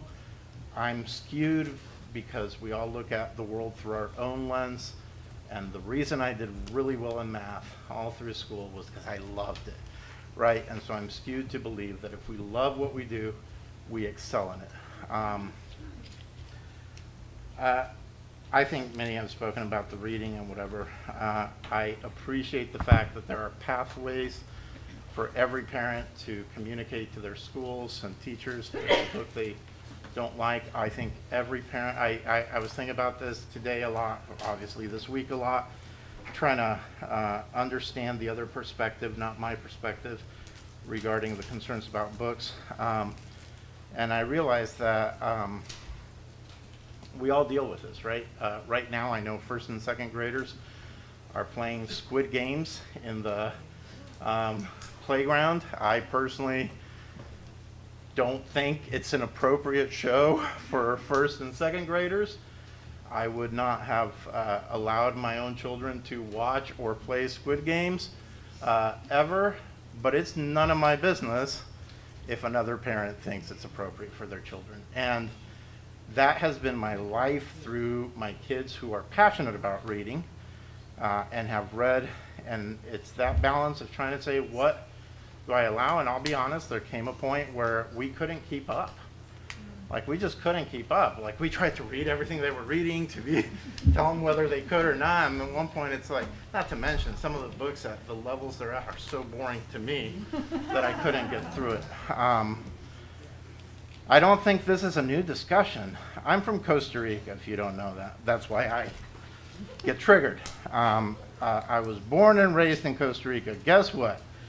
In Costa Rica, we have the same discussion about the books that kids read and whether they're appropriate, and the music kids listen to, and everybody has different opinions. And my view is you have every right to be concerned about your kids, what they're reading and what's in the schools for your children.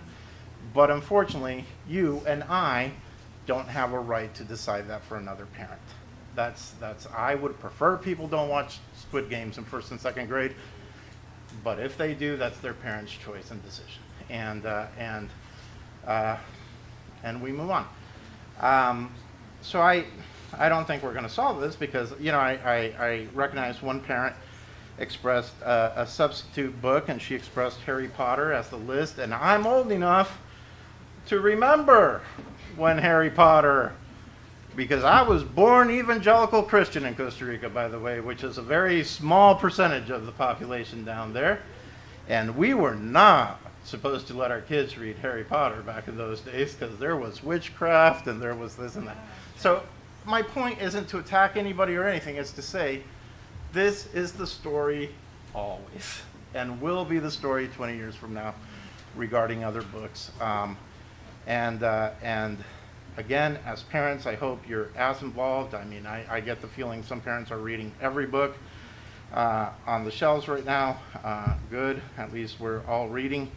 But at the same time, maybe you can reach out to your teacher, say, I would prefer my child not read these books, but I don't think you can, I don't think I can, I don't think we should. And the last thing on earth I want is for us in government to decide what your children will read and not read. And so that's my point. Now, on the other thing, and this is my last comment, because I've heard from a lot of teachers this week, and I've heard from a lot of librarians this week, and they feel attacked. And I've never in my life thought that we would attack librarians or kindergarten teachers. Those are the two that to me are holy. And so they feel attacked. So I want to just speak up in gratitude for teachers and librarians and K through 5 and 6 through 12 and literature teachers who are trying to figure out what triggers their kids to read and excites their kids to read and builds a passion of reading in their children and their students. And one of them asked me, what are we supposed to do? Like, we're now scared. And I said, I want you to do what you've done for many, many years. I want you to love those students. I want you to educate those students. I want you to do the best and let people get angry at us on the board, because we kind of did this to ourselves. So I'm sorry that there are those who wake up every morning trying to serve our children, who feel that they're under attack right now. Yes, are there some bad apples? I'm sure there are. In 6,500 employees, we're going to have a few that may have an agenda. I think for the most part, our educators are doing their best every single day to teach our students and serve our students and serve our community. So anyways, I'll shut up. Mr. Walker. Thank you. I think a lot of us wanted to come in today and figure out how books are chosen to go in the library. We've got a little bit clearer picture. I don't know if we're all 100% comfortable with the whole process or how it even goes. You know, we hear the Department of Education picked it, the board picked it, the state picked it. So we still got some work to do on how we can make sure that our stakeholders understand how books are put in there. I have no idea how this has turned into being about race or diversity or anything else. We have a diverse population, and we need diverse books in our libraries for everyone to read and understand how things work. That's what makes this world work. But this isn't about right or wrong. This is about wise. The language in those books are not wise. Could they do a clean version and put in there? I want people to understand, I have no idea what it's like to grow up in certain areas of this city. I never will. But this is just about, is the language wise? I don't know what the even story is about, and I'm fine with anybody reading a book, but is the language wise? And for me, it's not. So I just wanted to say that. Mr. Smith. Thank you, Mr. Chairman. Neely, thank you for the report, and you know, it's real clear. We've made some progress, but we got a lot of work to do, and the creative things that you guys are doing, man, we just got to continue on that trajectory. I've really I've listened and really struggled with even whether to weigh in or not, but I think I need to. I know there's a lot of parents here, and I can remember maybe a couple of months ago when some parents came in, and when I first heard some of the excerpts that are in the books, I heard it for the first time. Maybe I'm naive, I don't know, but that was an emotional night for me when I sit here and I listened to that. And I mean, it was emotional for me. Because I sure don't want my grandkids today reading those things. I would agree with what maybe has been said. Some people talk like that today. I would agree with that. But you don't talk like that in my house. So I thank the parents who, are reading these books and making us aware. I got a call 48 hours ago, maybe a little bit longer than that, from a librarian who, at one of my schools, who I know very well. She knows me very well. She knows my story and my background well. And she said to me, "Joe, have you read any of these books?" And of course my answer was no. And she said, "I want you to read Not Far from the Tree." And she said, "Because that's your story." And I did. I read it in less than 48 hours. And the language was horrible. But my wife and I cried through the whole book because it was my story. And it as we were reading it, and it's about foster kids, and I won't bore you with the story. I encourage you to read it.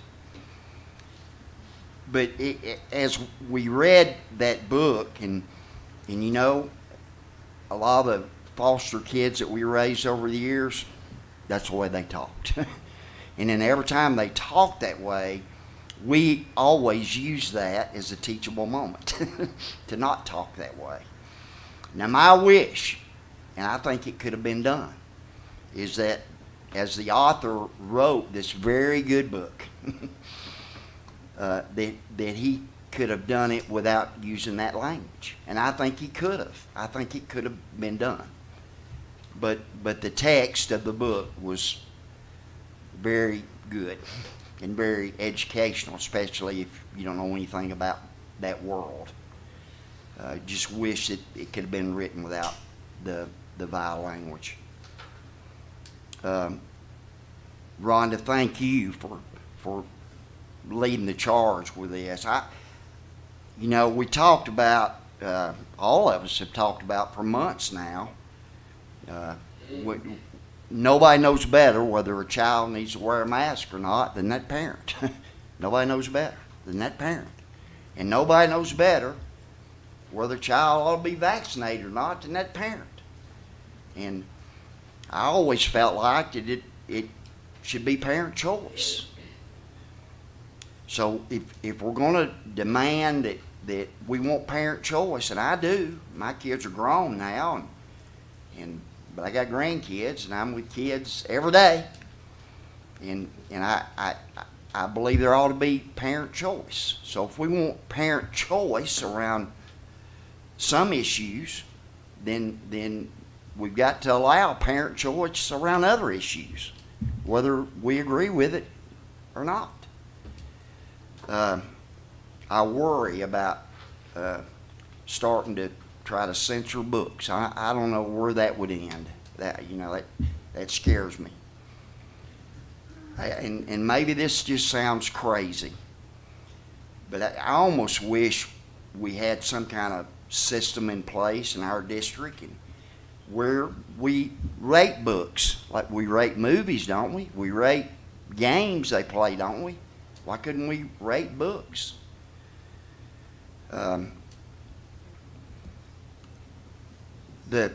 What I've read, these excerpts from these books, is not acceptable.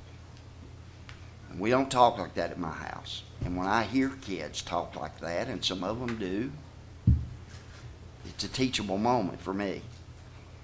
And it starts at home. And, with parents. And unfortunately, we can't legislate morality. We just can't. Nor should we try to. But there's got to be an answer somewhere in between where we don't have to start censoring books, but at the same time, we got to make people aware of what's in some of them if they're going to be on our shelves. So I don't know, Mr. Chairman, maybe some kind of rating system or something. I don't know. Maybe that sounds crazy, but we do movies, we do books, but I too, I'm glad that Mr. Perez mentioned the librarians. I have talked to 2 or 3 that have felt a little attacked through this, and I know some librarians, and this one in particular that just called me out of the blue the other day and said, "Joe, I know your story, and I'd recommend you read this book that's being referenced in here." And I did. The language was horrible, but it was life-changing. So thank you.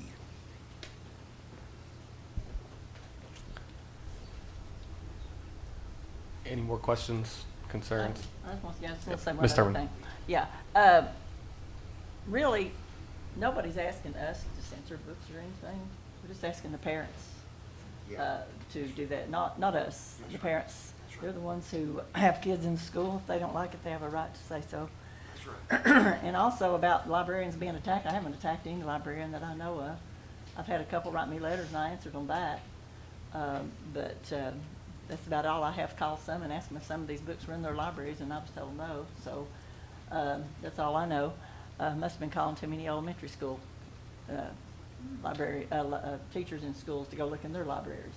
But anyway, and that's neither here nor there. But like I say, it's up to the parents. It's up to the taxpayers of Hamilton County. It's not up to us. We're not asking the government to censor anything. I'm not trying to censor anything. You can let your kids read what you want. I don't care. But anyway, that's just what I wanted to know. It's not us trying to I'm not trying to censor anything. I'm not trying to burn books. I'm not trying to do anything like that. I'm just saying we need to have a checkup. We need to wake up because parents are making their decisions, and they're making their decisions with their feet, and we need to wake up. Okay, we'll move on to delegations. Vice Chair Robinson. Yes. I'll read this one time, and so if everyone that's planning to speak, if you'll pay attention. Thank you for your interest in addressing the Hamilton County Board of Education. During your presentation, please address the board as a whole, not individual board members or administrators. Also, please do not present complaints or concerns you have about an individual employee of the school system.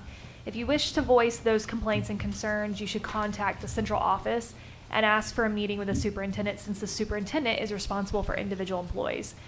Please limit your remarks to 5 minutes. I will tell you when you have 1 minute left, and I will time you. Our first speaker, it looks like Jeanette O'Markell from HCEA is not here tonight. So we will have Lauren Sloan speaking. I'm sorry, there's someone here in her place. Oh, I'm sorry. Okay, I got it. Larry Lewis. Larry Lewis. I apologize. No worries. All right, Mr. Lewis, give me 1 moment.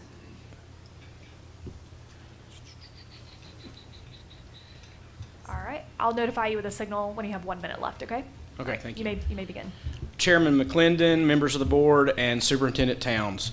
Thank you for this opportunity to address you this evening. My name is Larry Lewis. I'm a teacher, but also a member of HCEA, and also one of the chairs of the Professional Educators Collaborative Conferencing Team, PECA. And every 3 years, the MOU needs to be renewed. Our MOU currently will expire June 30th, 2022. And so we are here to present to you the petitions and, as required by state law, to go ahead and continue the renewal process on the MOU. The petitions have been presented to Mr. McClendon and Dr. Towns.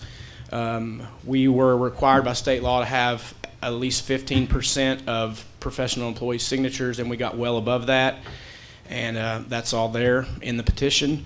We look forward to working with the board and collaborating and conferencing and representing all employees, members and non-members, in the PECA process.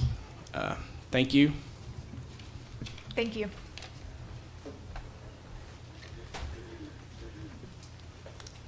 Okay, Lauren Sloan.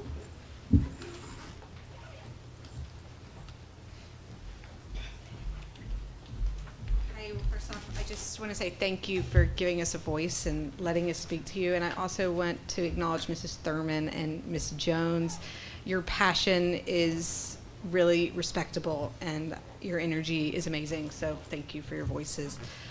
School board members, thank you for giving me the opportunity to speak tonight. I'm here in support of ensuring that children have access to literature that is relevant enough to engage them, is well written, and develops empathy. I certainly understand those parents and school board members who want to limit access to adult language to school-age children. I have many conversations at home about words that we do not use.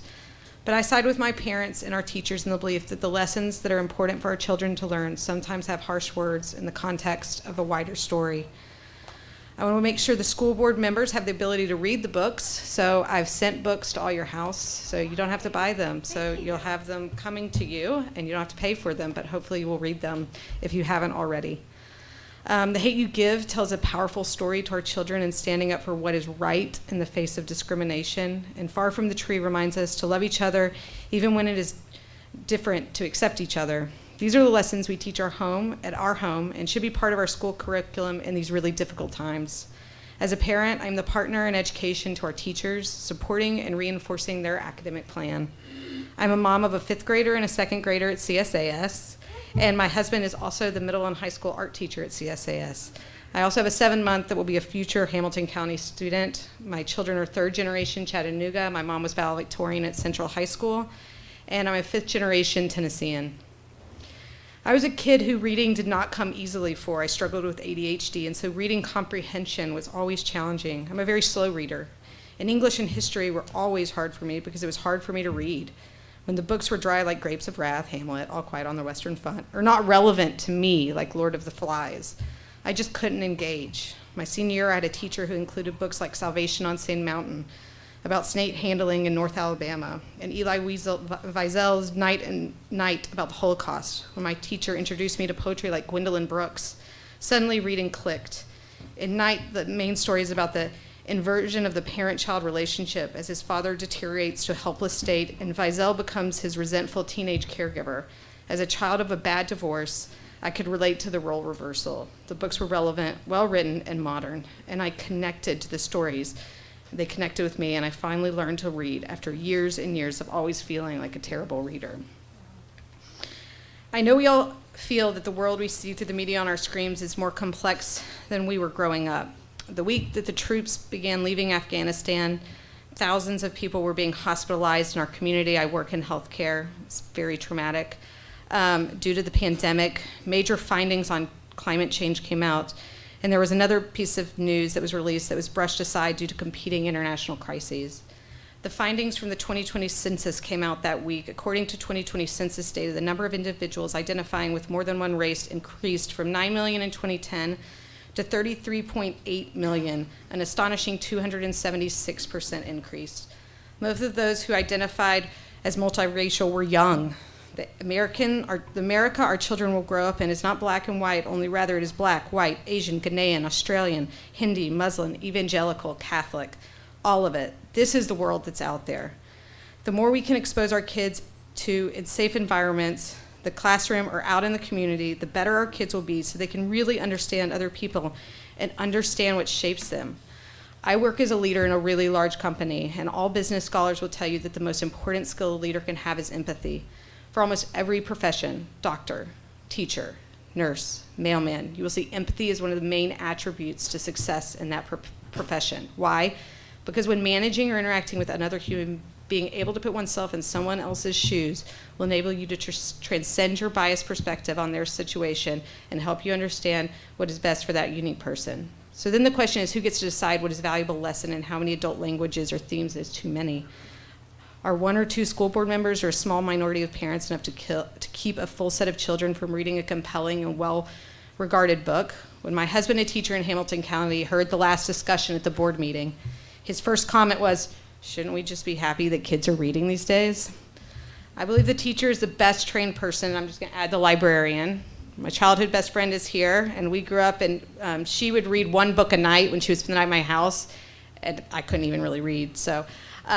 And she's an amazing reader, the things she was reading by the time we were in high school. I believe the teacher is the best trained person to make the decision for a full classroom of children. It's not just one child with parents who have one view or one set of parents with a different view, but the teacher considers all our experiences and librarian and views and looks for a balance. both of what books are on a summer reading list and what is in our classroom for discussion. I hope that as parents we take the time to put the important lessons of the books and any adult language in context for our children. Our children are on YouTube, TikTok, and all over the web, and we cannot shelter them by censoring a few books for a handful of pages. But while I do get what our children read is very personal. As a parent of 3 athletic white boys, I will have them all read Beartown, if you haven't read it, in 9th grade by Frederick Backman. This is a book about a girl who's sexually assaulted by the star of a small town hockey team and how the girl boy in town reconcile that crime. I don't expect all parents to share the same reading list with my family. I want my kids to go to University of Tennessee or the University of Texas, where my husband went. There they will get great educations, but they will be exposed to some very compromised situation. My hope is that I will have discussed difficult situations in language with them before they encounter it in the real world. Mrs. Sold, I'm sorry. It is a partnership and one that I hope will allow us to flourish, us and teachers. Thank you. Rebecca Day.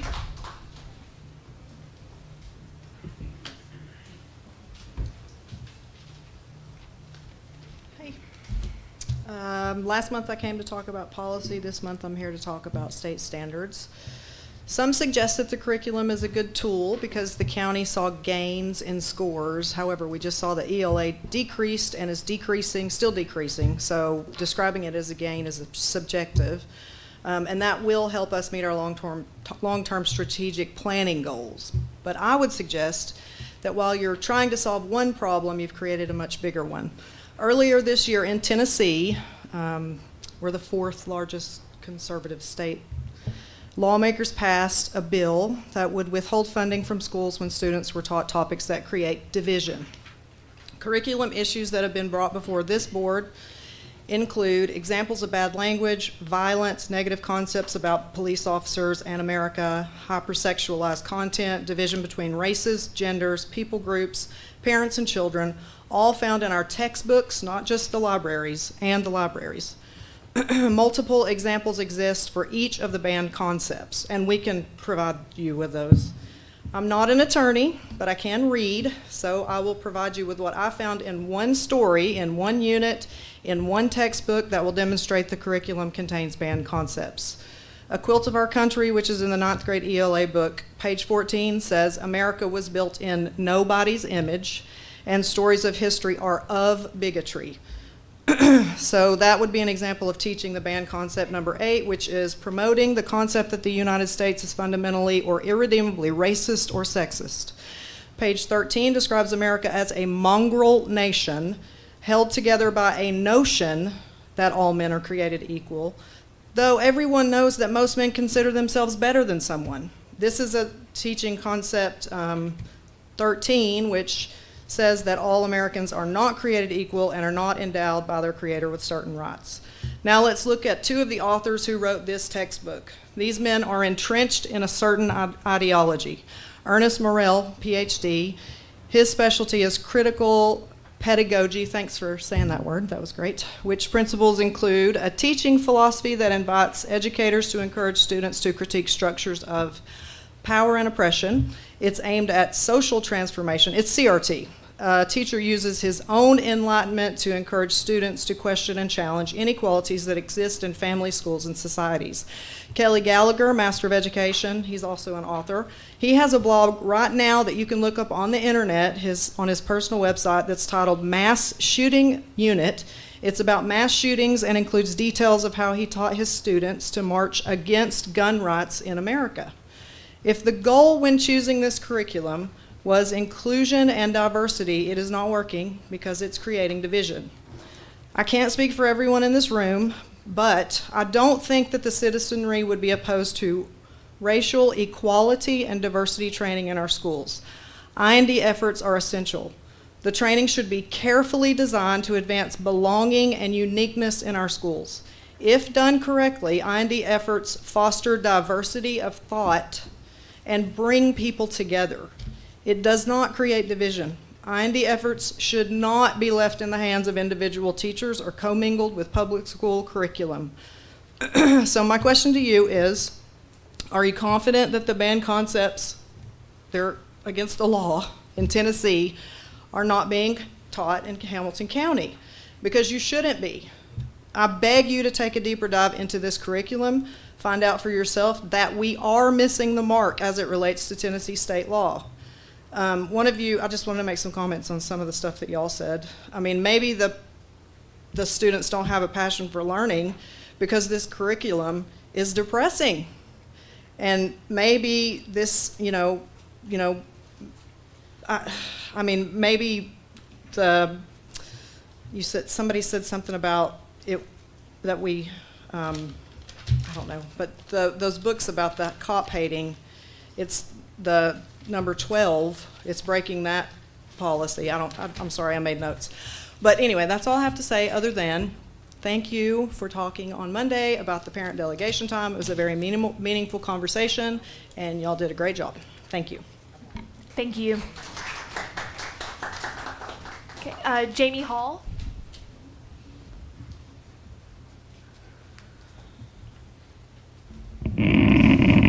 All right, members of the board and executive committee, I'm going to preface this with saying there's no attack here, and this is not about racism, what I'm about to talk about, even though I feel like everything keeps being brought to that.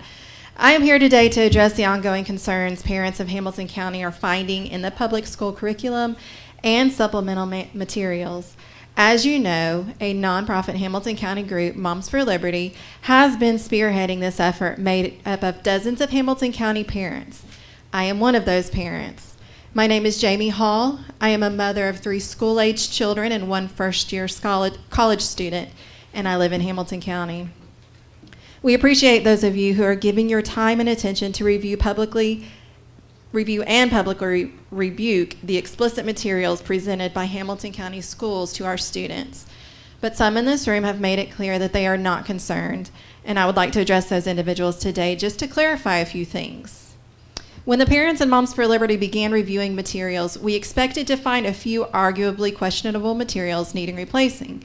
What we found so far is much more widespread. We're finding repetitive messages about parents who are portrayed as antagonists, generally stupid, frequently drunk, and often abusing their children. And I understand there are situations in children who live in these households. However, after working 25 years with students in ministry, I have learned that these students need a safe environment with a hopeful outcome and better treatment than what they're getting at home and higher standards than what they're seeing at home. There's overwhelming dark themes, including anxiety, depression, physical and emotional violence, sexual harassment, and suicide abound. In one book, the character is dead and asks, "How come life seems better now that I'm dead?" Life is better. Then we see anti-police themes. There are 4 books so far where police officers shoot unarmed black children. Violence follows. Kids participate in the violence and often take a leadership role. In one book, the high school students even beat 2 school security officers. And then what we've talked about tonight, explicit language. The F word is used countless times along with, I don't really speak this way, so pardon me, ass, dick, the N word, GD, etc. When a parent submitted the request for reconsideration, listen carefully. When a parent submitted the request for reconsideration form for one of these books, including the quotes from the book, the email was blocked due to banned content, confirming that the language is too explicit for the district's email server, yet it's deemed appropriate for our students. Parents spend a lot of time putting parental controls and filters on their kids' devices and reviewing ratings for movies and video games to avoid this type of material, all while the school is providing it. Throughout the process of bringing this information forward since May of this year, we have heard dismissals and excuses, arguments from some in this room that this is just how kids talk today. Those moms just want to ban books from authors of color. They don't even have kids in the schools, and they didn't fill out the proper forms or go through the proper channels. So let's clarify a few things. We've filled out your forms. We are filling out more. We won't let bureaucracy and buck passing stop us from standing up for our kids and doing what's right. We are parents who live in the district. Many, not all, have children in the public schools. Several of us, including myself, had children in the public schools and had no choice but to pull them once we saw what is being taught. And we are all stakeholders as taxpayers. And it's our money that's paying for these books with this explicit material. Some kids talk this way nowadays, and some kids don't. Kids do what is allowed and what's expected of them. Low expectations inevitably equals low outcomes. Some kids dare each other to eat Tide Pods, but you don't see anyone advocating we provide them in the school lunchrooms because they're toxic, as are these books. Just because kids are vaping, drinking alcohol, doing drugs, cutting, or binging and purging doesn't mean we need to provide materials that encourage or glorify these detrimental choices. In some cases, these are illegal choices. We're the adults, and we owe our children better. In fact, we should try to help better. And there's more I want to talk about. I'm running out of time. So here we are. We're not going away. We are peacefully and publicly asking you to pull these books from Hamilton County classrooms, or maybe have them rewritten without the explicit language. Some of the content or the basis of the book is not that it's a bad story, but the content and the language. So these are some of the books we're asking to either be changed or removed. On the Come Up by Angie Thomas, Far from the Tree by Robin Benway, Madness So Discreet by Mindy McGinnis, Ghost Boys by Jewel Parker Rhodes, The Hate You Give by Angie Thomas. We're also asking you to do a thorough review of the rest of Hamilton County curriculum and reading lists. Let's get rid of the filth. And let's be clear, this is not a problem with a book or two that the 4.403... Your time is up. Sorry. Okay. Well, thank you, and I pray that you will consider this. Taylor Lyons. Mr. Smith, I'm moving slowly, forgive me. So I'll tell you all on my way up. Your rating system already exists. It's called commonsensemedia.org. It gives you parent and kid reviews of all types of books. So that's a really good resource, exactly what you're talking about. Members of the board, Dr. Towns, thank you for allowing me to share our perspective about agenda item pertaining to literary content. My name is Taylor Lyons. I'm here representing the Chattanooga Moms for Social Justice again. I know this will not be a surprise to many of you that efforts are being made nationwide by angry groups of adults to ban certain books and ideas that contain messages that challenge the status quo and present diverse experiences in life and perspectives. Sadly, our own community is not immune to these efforts. What we are seeing in our county is a small faction of predominantly conservative parents targeting books that are mostly written by authors of color. And those books are written by the life experiences of their communities. They are calling these books into question because of colorful language, which we understand may be offensive to some people. But you can hear that language up and down the hallway of any high school in our county, in our country for that matter.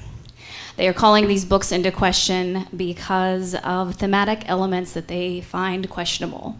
They're calling these books into question because they depict life experiences that are a reality for millions of students across our country, and that makes them uncomfortable. And guess what? We get it. It makes us uncomfortable too. That's precisely the point. Important books such as this make us feel uncomfortable because they teach us important truths about ourselves and our society. Moms for Social Justice strongly believes that every child in our school system deserves the right to feel seen, heard, and represented in their literature choices. Keyword, choice. These are not compulsory reads. As such, we remain deeply proud of our classroom library project, which we shared the details with you about a few months ago. You may recall that we worked very closely with HCDE teachers, librarians, what was then known the Opportunity Zone administrators, and local literacy organizations such as Read 20 and Ella Library to cultivate beautifully diverse, inclusive, age-appropriate reading lists that reflected the life experiences of the students being served. Some of these same books that these groups are targeting are books that we were very proud to include in our high school libraries. Some of those books also, incidentally, made Time Magazine's 100 Best Youth Fiction Books of All Time recently. Our organization's goal was to donate brand new, culturally relevant award-winning, critically acclaimed titles that you can find in any scholastic book fair, in any reputable public library. We wanted to make those titles accessible to our students by bringing them in the classrooms, specifically to those schools that are historically underserved and lacking in resources in our area. I have to be honest, we never thought that putting culturally relevant books in the hands of our kids would be a matter of controversy, but here we are. We would assert that many of those targeting these books do not have children attending HCDE schools, and if they do, their children are not attending the schools for which these books are a vitally important piece of representation and relevance.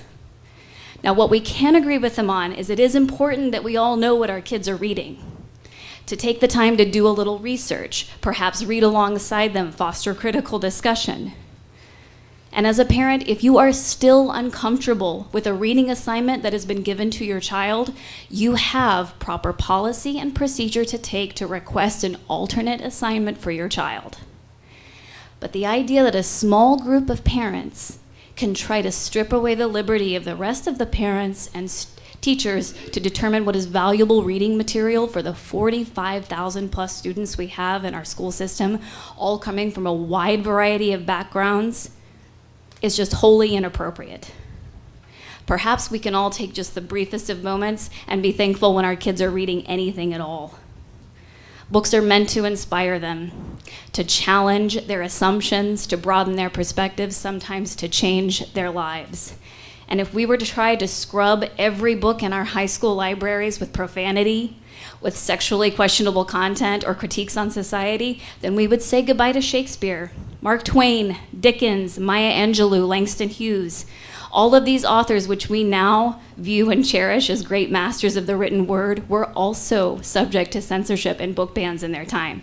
When, would we ask, has book banning ever been looked at favorably in history?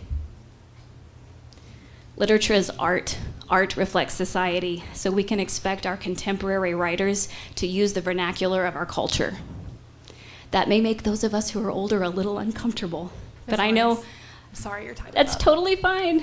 We will continue to advocate for inclusive and diverse reading because we know that students perform better when they see themselves reflected in the books that they read. Thank you.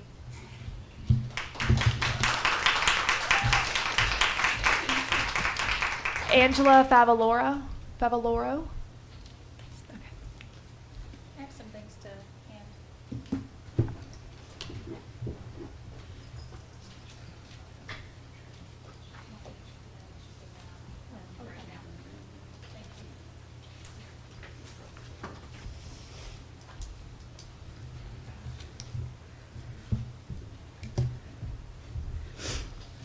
Hi, I'm Angela Favaloro. I'm in District 5. And I guess I'm walking up here. There's a running theme of how representation matters tonight. Young man up here speaking earlier and leading, compelling his younger sibling to be brave and want to step up and speak as well. A high school student taking on a role in national leadership. Inspiring other young ladies, I'm sure, to take leadership roles as desperately needed in our county. This leads me to the wonderfully exciting discussion on redistricting. This plays into how each of our districts deserve equal voting power and the ability to elect those who represent us and our needs in our communities of interest. Something Ms. Parker mentioned earlier was talking about that partnership between families and that input going into the education piece. I'm here speaking tonight as a fair map advocate. I represent Moms for Social Justice with the Hamilton County Voter Coalition. I also serve on Commissioner Jeter's redistricting committee, one of the only commissioners to form a committee in the efforts of gaining public input. I come here speaking today, first and foremost, I know there's been discussion about a meeting between the county commission and the school board, and on behalf of many, many organizations and the public, urging you all to clear as much as you schedule as you can to make that meeting happen with the commission, as they've passed a resolution to move forward with a map, and there's an intention to vote on a map by November 2nd. We feel like that's a disservice. without having the input from our school board at this time. We've urged them to make that happen, and we have been told that it is in the works, but we know that trying to move both bodies to a consensus in a meeting is definitely a job all on its own, and with such a short time frame, we really want everyone here to be able to weigh in on all of your school districts and how these maps impact each of your districts, especially if the county is moving to 11 districts, what that means for the school board, whether you're choosing to stay with 9. Some clarification may be needed from the attorney as to whether you're voting, whether you would move to 11 and mirror their districts and let them write the districts, or if you may stay at another number and attempt to write your districts during the wonderful selection of your superintendent, which might be challenging in a lot of folks' opinion. I do want to touch base on a couple of specifics. I shared a map with you. This is the most recent proposed map.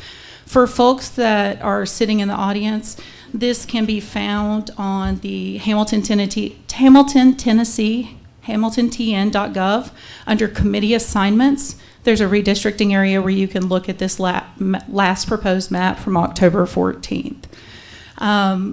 This is the proposed map. One of the rules, I have comptroller here, guys, if someone needs one. I'm not sure if all of you are familiar with the process, and I would assume that you are. But if anyone needs one, I have those to share as well. Some points to point out to each of your districts are about compactness. That's one of the comptroller's guide about keeping your district compact, not having any jagged lines, and reaching outside of, which can historically lead to gerrymandering or disenfranchisement of votes, because we want one person to equal one vote.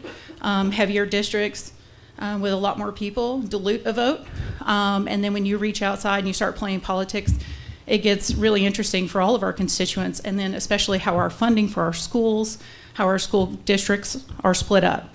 So just to touch a few points, because I'm not sure where I'm at with my time. I know that there's been some mention. You have 2 minutes. Okay. In District 1 about Flat Top Mountain being kind of interesting up there. I know that the county commissioner made note of this. I know there's been some requests. We haven't had a new proposed map, so that some of those changes may not have taken place yet. And Sail Creek being split. We know that with the extra district, that makes changes for District 1, and those are things that your constituents and you are probably highly concerned with. District 2 and 6, I know there's a lot of discussion about Red Bank, whether it's staying together or not. How that looks for the school districts is at the current map, Red Bank Elementary is not in the same district as the schools it feeds into. And in my experience, being in a lot of public input sessions with multiple commissioners and being involved, the commissioner and vice mayor have discussed that they want that together, and that's a change that we need to see changed before they make that vote. District 3, there's some new changes around like Gann Road and Celeste Lane, and some questions about Lakesite. District 4, Murray Hills, some Main Street questions, and some East Lake, kind of where District 4 and 5, and on this map, the new 11, where they all meet. There's some interesting questions. The public has a lot of questions there as well. And District 8, the Spring Creek community, would now be part of District 5, and there's some other changes as well. So I just want to raise some concerns and hope that you all have the sense of urgency to reach out and make this meeting happen, because your input is definitely going to be crucial, especially on the education piece.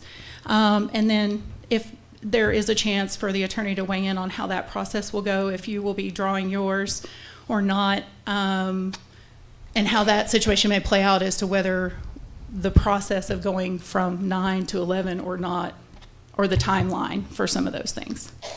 Thank you. I will say that probably 30, 45 minutes ago, my fellow board members don't need this. We'll do Tuesday at 4:30 for a redistricting meeting joint with the county commission. That's what time. Yeah, that's what time. An afternoon spot. Yeah, that's what time we could work it in with having Commissioner Spendley there, both lawyers and everything. So it's kind of a quick turnaround, but it's kind of the only time we could see. It will be in the boardroom. You will be here? Yeah. Okay, thank you. I appreciate that information. We always have afternoon meetings because we're I know you all working do. professionals. Just playing. way. We at least work. I don't know if we're professionals. Thank you. Thank you so much. All right. We've got two more. Miss Edna Varner. Dr. Varner. That's right, Dr. Edna Varner. Thank you for the opportunity to speak tonight. I come here as a proud graduate of our public schools, and I hope in my contributions to the community, I make you proud the way I made my parents proud. I am also a teacher and a principal of our public schools, and I love our school so much that even though I am retired and the state of Tennessee is paying all my bills, I won't go away. And like some other people have said tonight, I do not intend to go away. Tonight, I am here representing the NAACP. I am the education chair of the NAACP. You don't see us a lot at these meetings, and I'll tell you why you don't see us a lot at these meetings. Because you have very capable people at the school level and at the district level. And we have plenty of concerns about things we can do better. But instead of coming here month after month to complain to you just because it feels good to complain, we work with the people you have in place. Dr. Drake knows we feel there are some injustices. We're working with her. We work with our individual school members. And having said that, this issue of books and censorship, we are so happy to hear you say that education is what we need more of, not censorship, because we cannot get in the business of banning books. When we're a district, you heard the presentations, we're trying to encourage children to read, and we're trying to improve reading. But there is education that we need to do. I look forward to coming to a meeting when we do not have another session of people reading about language and books we should ban.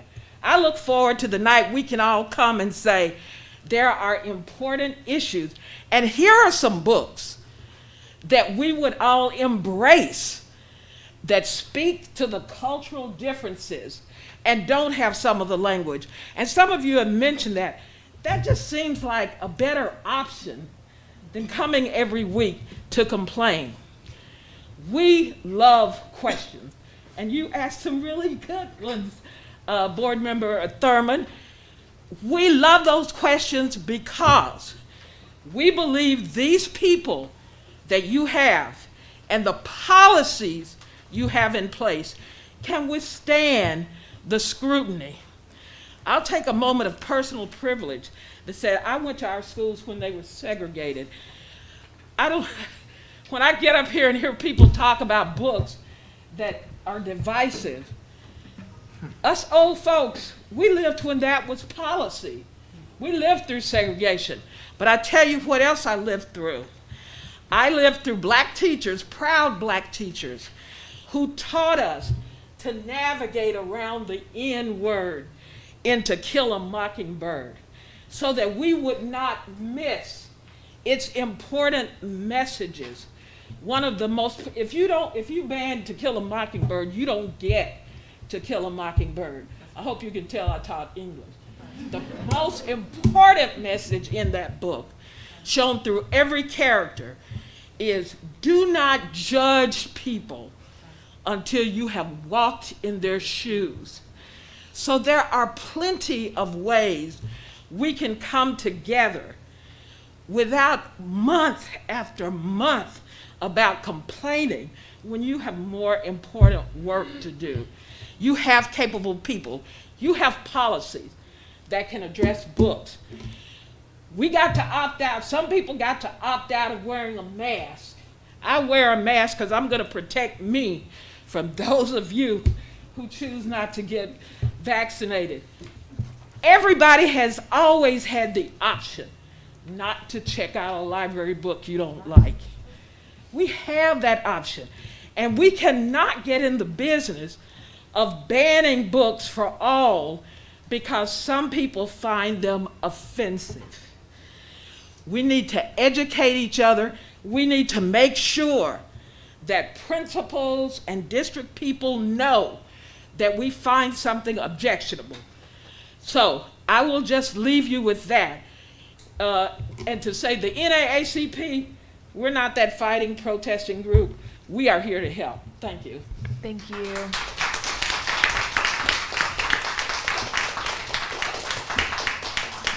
Mary Smith. I don't know if I can follow Dr. Varner. That was awesome. Good evening to the board and Dr. Towns. I appreciate the chance to speak to you. I have 2 children in the Hamilton County school system, and I also am lucky to be in the Leadership Hamilton County Schools class of 2021-2022. So I've heard a lot of these awesome people speak already. I have spoken to many people in the community about the issue of curriculum and what books our children are reading and have access to in our public schools.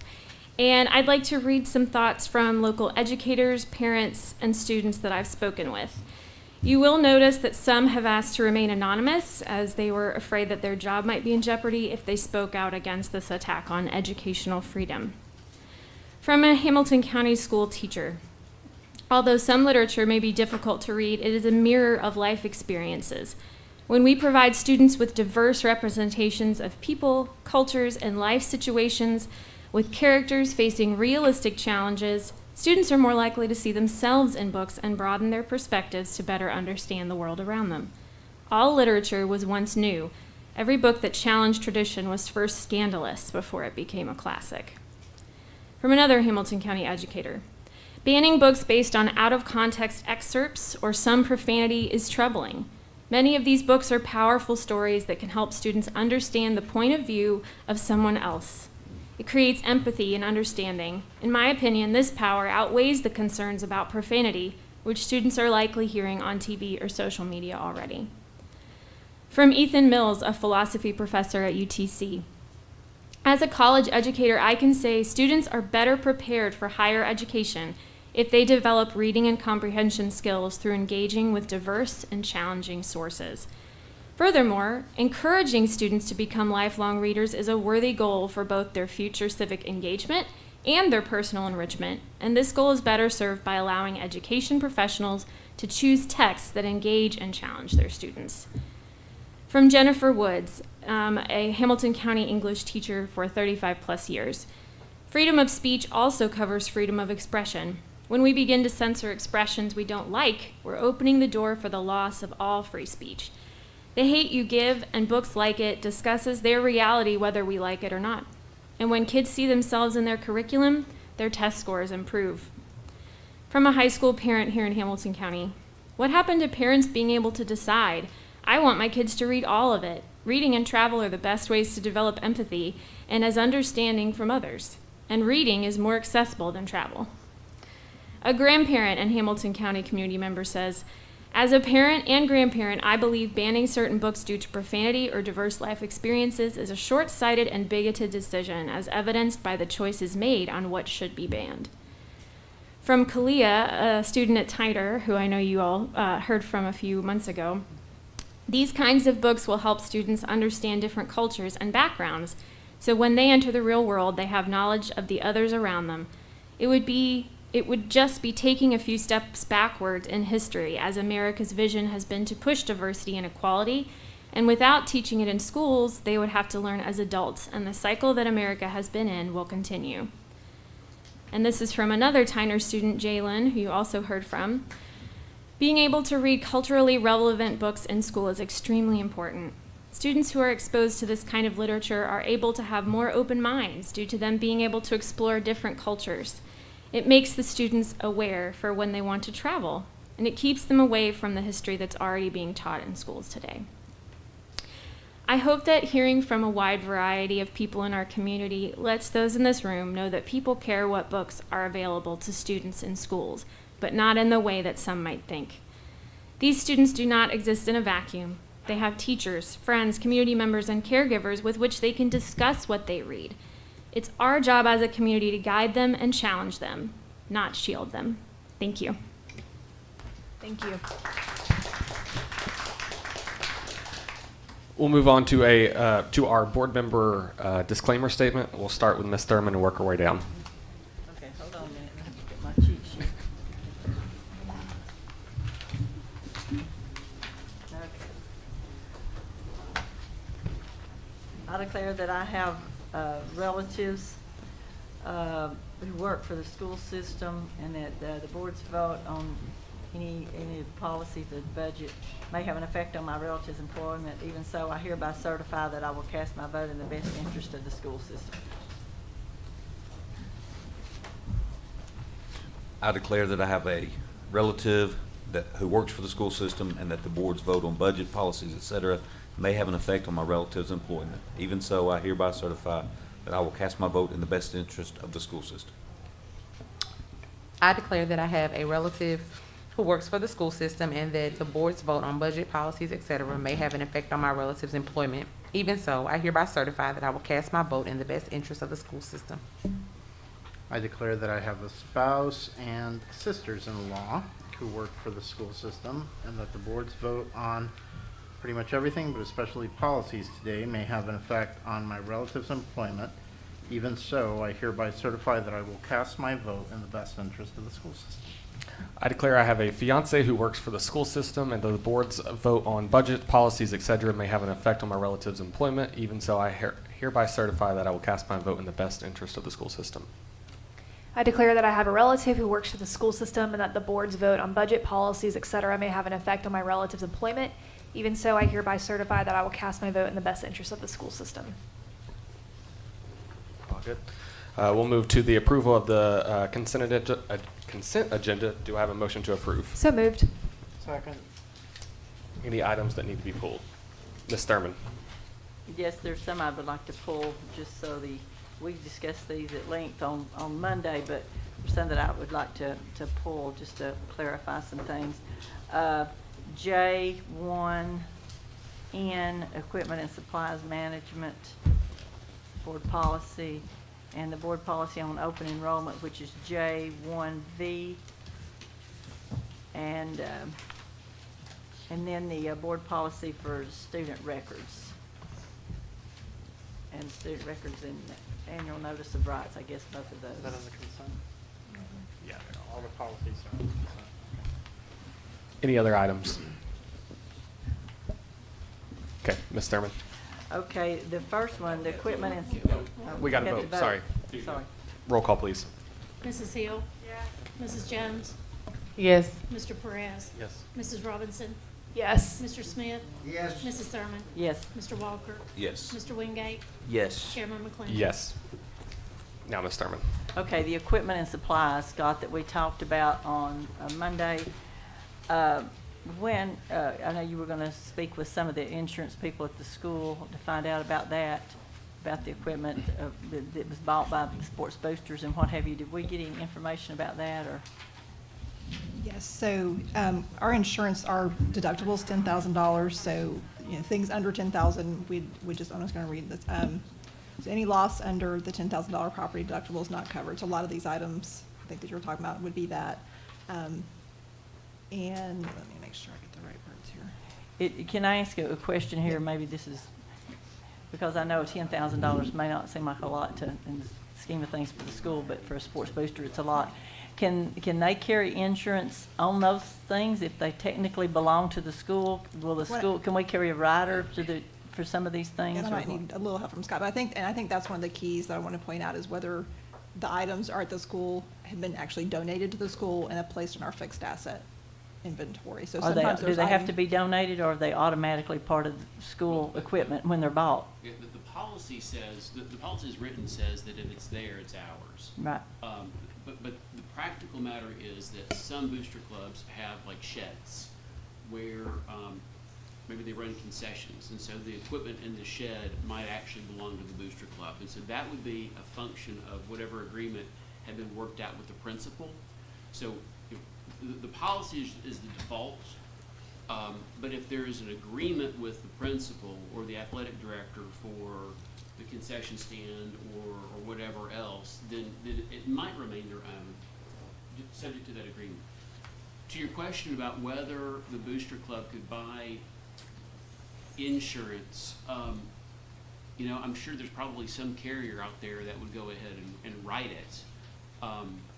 If they're the ones who are using the equipment pursuant to the agreement with the school, they would have an insurable interest.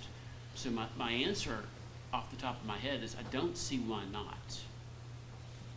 But I think that's one of those things that we should probably communicate to our people so that they're aware they can explore that, because there might be a gap. Yeah, I just think that I've been asked this question, and I just need for them to get some clarification so they'll know what to do. I mean, you know, you spend, you know, a few $1,000s on a lawnmower or a gator or something like that. You're right. I mean, that's maybe an entire summer's worth of work for booster clubs to raise and make a donation.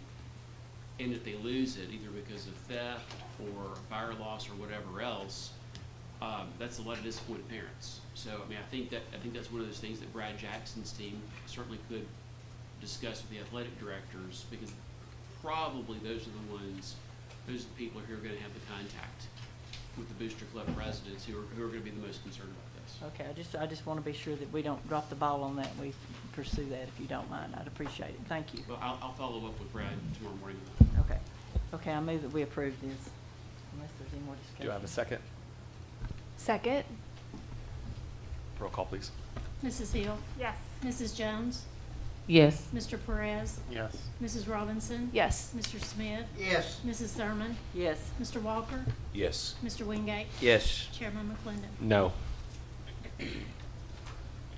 Ms. Thurman?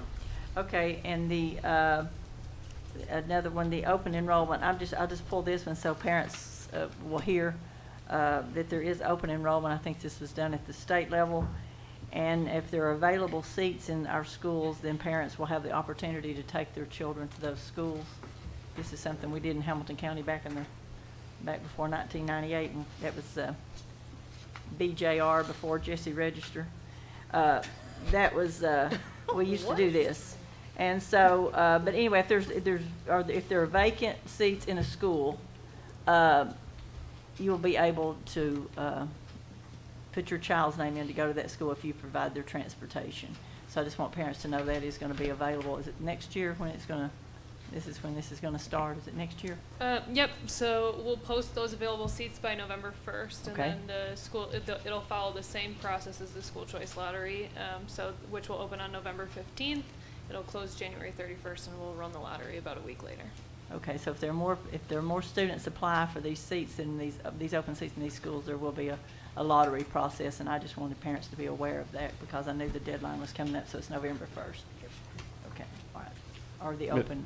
It's open. It opens up November 1st. The number of seats will be posted on the 1st, and then the application will actually open on the 15th of November. Yep. Ms. Robinson. Yep. I just want to clarify. Okay, so there's the regular open enrollment lottery process, and then there will be a second open enrollment what am I missing here? Because I feel like are we making this harder on ourselves than it has to be? Can you just explain the whole timeline of this real quick for me? Yep. So parents can apply with one application into the school choice lottery. School choice, yep, which is not the same as open enrollment. Which will include magnets and open enrollment, and they'll have up to 5 selections, whereas previously we just had 3. They'll now have 5. So you can apply for any 5, a mix of magnet, open enrollment, Future Ready Institute, and your name will go into the lottery for those choices, all the same. Okay. I brought this up to my workout group this morning, and the moms were like, wait, so you're telling me that there's 2 open enrollment processes? This is ridiculous. And I was like, ooh, I'm not really sure actually, so. Nope, one application. Just one. Yep. Okay, this will be interesting. Thank you. Mr. Walker. And just to be clear, we talked about it last month, I think. What is the percentage? We're going to, up to 95% of the capacity of the school, is that what we said, or 90%? What was that? Yep, so we used enrollment projections and building capacity from the MGT report to try to hit 95%. Thank you. Yep. And then the hardship process starts when? So. Oh, you weren't here Monday night, and I asked that. Yeah. Get my answer. Yeah. So hardship process is in the month of May, Okay. and that is for medical or legal. So we only do medical hardships And at this legal. point. Say it one more time. Legal? Legal. Legal. Yep. Mhm. Can you give an example of a legal situation that would qualify as a hardship? Some legal hardships that we have. So if parents are divorced. Okay. So custody, like a custody issue. Mhm, Okay. yes. And they have joint custody Mhm. to attend a school that's maybe halfway. That may be Okay. a legal issue. Okay. Thank you. Ms. Thurman, do I have a motion to add it back? Yes, a motion to approve, please. Second. Second. Roll call, please, Ms. Ford. Mrs. Hill? Yes. Mrs. Jones? Yes. Mr. Perez? Yes. Mrs. Robinson? Yes. Mr. Smith? Yes. Mrs. Thurman? Yes. Mr. Walker? Yes. Mr. Wingate? Yes. Chairman McClendon? Yes. Ms. Thurman? Yes, nobody will know this but Scott. Just wait, I might know it. Yeah. It's Scott. Well, because this happened. This happened, and Scott remembers when this happened. At one time, I asked for, and the reason, I just don't like passing policies because of one instance, something happens, and then you get upset about it, and we're just gonna pass it just so one person can't do something, because this happened to me once on the board. I was trying to find out who was going to a school to prove that the magnet school lottery, in some cases, was stacked. And I asked for a list of the parents who had students in this particular school so I could prove my point, because it seemed like all of the parents lived in one exclusive subdivision, or a lot of the new applicants. And it was a miracle they all got selected in this lottery process. And so I was wanting to prove that, in fact, there was a few strings being pulled behind the scenes. It was not a true lottery process, so I asked for that, and was on the process of getting it because I had gone to the state, and I was told I could get the information. So then there was a policy passed which made it impossible almost for me to get that information. And Scott, that's why I say Scott would be the only person who remembers that, because he remembers when that happened. The board passed a policy that night just so I could not get that information. But I turned out being right anyway. But anyway, so that's why I have a problem with this, because I know, like it says in here, a lot of people already have this information. People like the people who make our pictures, the people who do a lot of other things, they already have this information, and we really don't know what all they do with the information. They know your name, they know your phone number, they know your address, they know how many children you have, they know what grades they're in. And I'm not saying all of that, I'm not saying that everybody should, that all of our information about our students should be out there. I mean, because I have 2 grandchildren in the school system, which is more important than children, for people to say people don't have children, and their grandchildren are more important than your children. And so it's very, very important She to me. says it out loud. That's right. We now know who the favorites are. I don't have a problem with it. I'm not ashamed. But anyway, but I guess I just have a problem with doing this, I won't say in haste, but doing it so quickly, just because of one girl told me, she said, well, Miss Thurman, they're going to know my name, my phone number, and my address. I said, we've done that for years. It was called a phone book. So, I don't, I haven't really had a chance to absorb all of this yet, Scott. We just received this Monday, and I've kind of looked over it, but I'm trying to think of how many, like when you have the fundraisers, you get all these things on the email. They want to sell things, you get all these things on the email. So those are out there already, a lot, the emails, the phone numbers, the names, the student. And I'm wondering how many of those, how much of that's getting put out in the public already. So I'm going to vote against this strictly because of what was done to me, just to keep me from getting the information. And then I just don't like things like that. I just don't like doing things just maybe to, if we do it because it's the best thing to do for everyone, fine. But just to do it, we had never talked about this until this happened. And like I say, I just have a little problem with it because I really haven't had time to absorb it and just think about exactly where all this could lead. And are we picking one group of people over another group? And I even thought it would seem to be an attorney getting sued over something like this, that you're letting one group of people do it and not another group of people do it. I'm not real sure about that.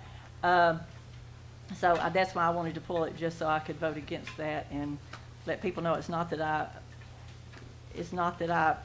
think every information about everyone should be out there. But I'm just wondering about picking one group of people over another.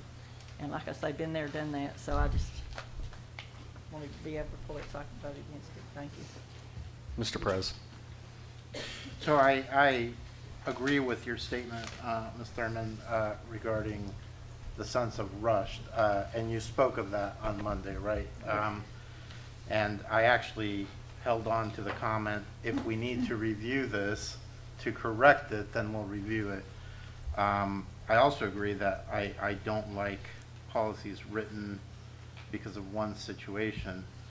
But I've also never seen the community pull together as quickly. I tell people it was the most brush fire event that I experienced because it just blew up on a Thursday evening when I was with my workout group.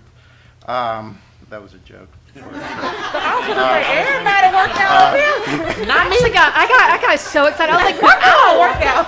I would like a group too. Everyone was so proud of me. Are they for a all second. young moms?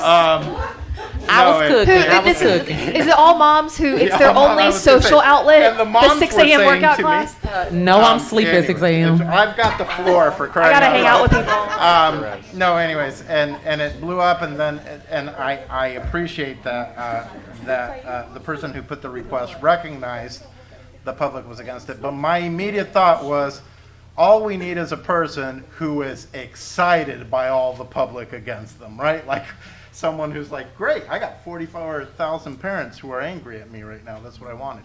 So I will vote yes, because I think we need something immediately, but I do think it may be valuable to then review carefully the policy, because I'm sure there's, any policy that's written quickly in reaction to in reaction to a situation, I'm sure there's things we can tweak that make sure that it is a very fair to everybody in every circumstance.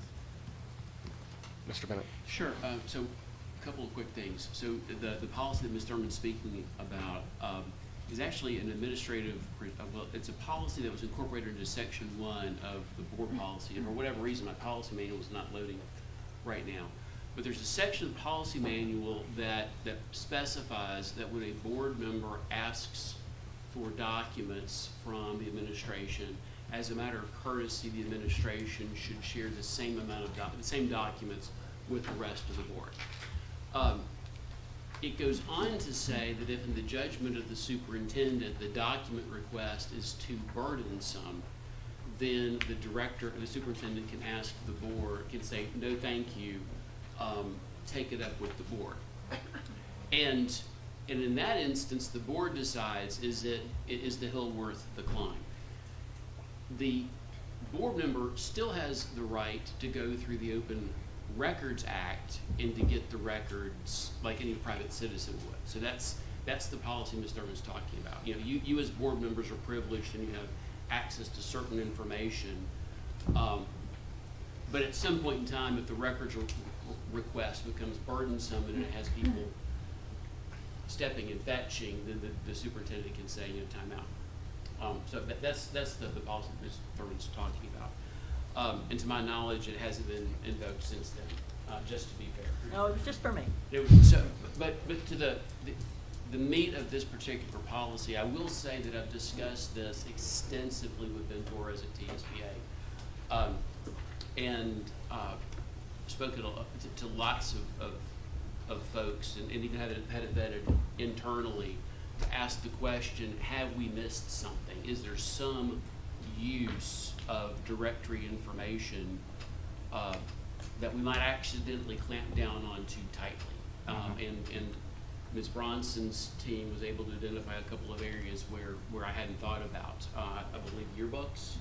That would have been great if we had said you can't have yearbooks, but also alumni information. The area where I think the reason that I'm not uncomfortable about the rushed nature of this, Mr. Perez, is because what I have really done is I've taken the same protections we applied to students and I've applied them to parents. And where I think we're going to have to come back and do some tweaking is that under the Tennessee Open Records Law, student records are confidential, but there's no similar protection for parents. And again, talking to Mr. Torres, this whole thing started a conversation because there are a lot of parents out there who are in sensitive jobs, and it suddenly occurred to them that they could be found through their kids, or their kids could be. You understand what I'm saying? Absolutely. And so the conversation that TSBA and I are having right now is how much of the Open Records Law do we need to change? Can we get by simply saying parental information, at least from us, the school system is protected? Mr. Torres suggested that maybe the parents should be entitled to an opt-in right, so we amend the statute to plug that in there. What I have here is I've taken advantage of a provision of the federal regulations that allow us to define directory information differently. And so I've included in our definition of directory information, parental information. I don't know anyone who's thought about that before. I mean, this is new, but I don't think it stretches the law. I do hope the General Assembly takes this up and gives us the belt and suspenders look. I think belt and suspenders is very fashionable if you don't want your pants to come down.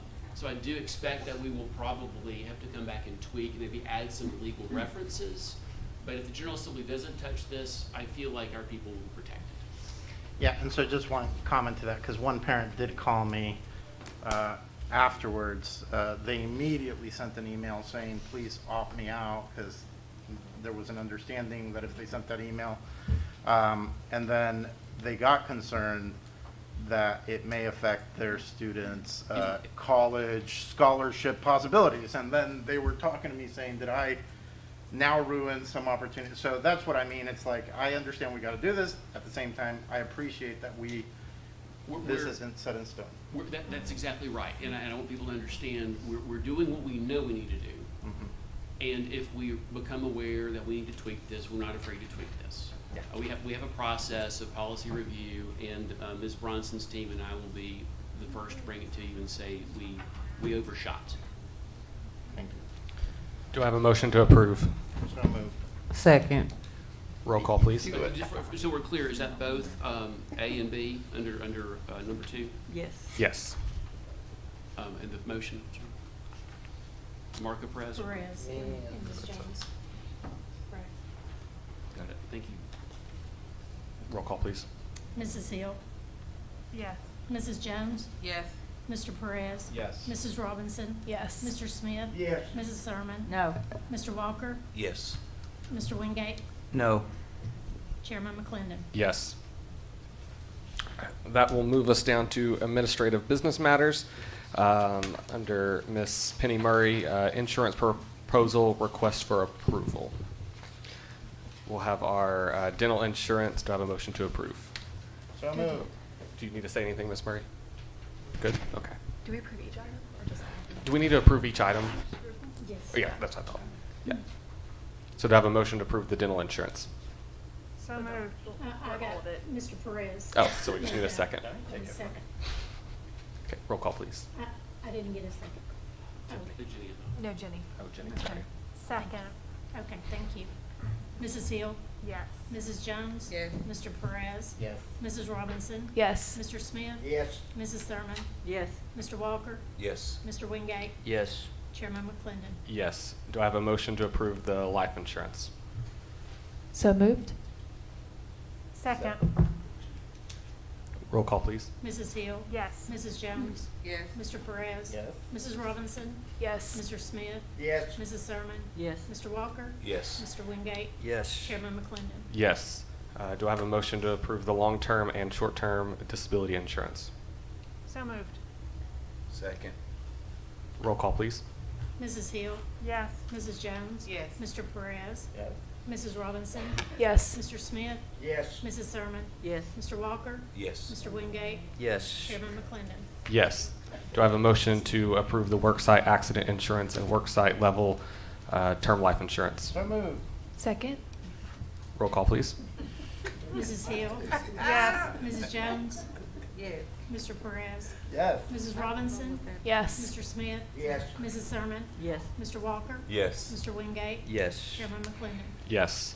Do I have a motion to approve the worksite critical illness and worksite hospital insurance? So moved. Second. Roll call, please.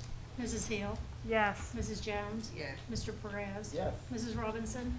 Yes. Mr. Smith? Yes. Mrs. Thurman? Yes. Mr. Walker? Yes. Mr. Wingate? Yes. Chairman McClendon? Yes.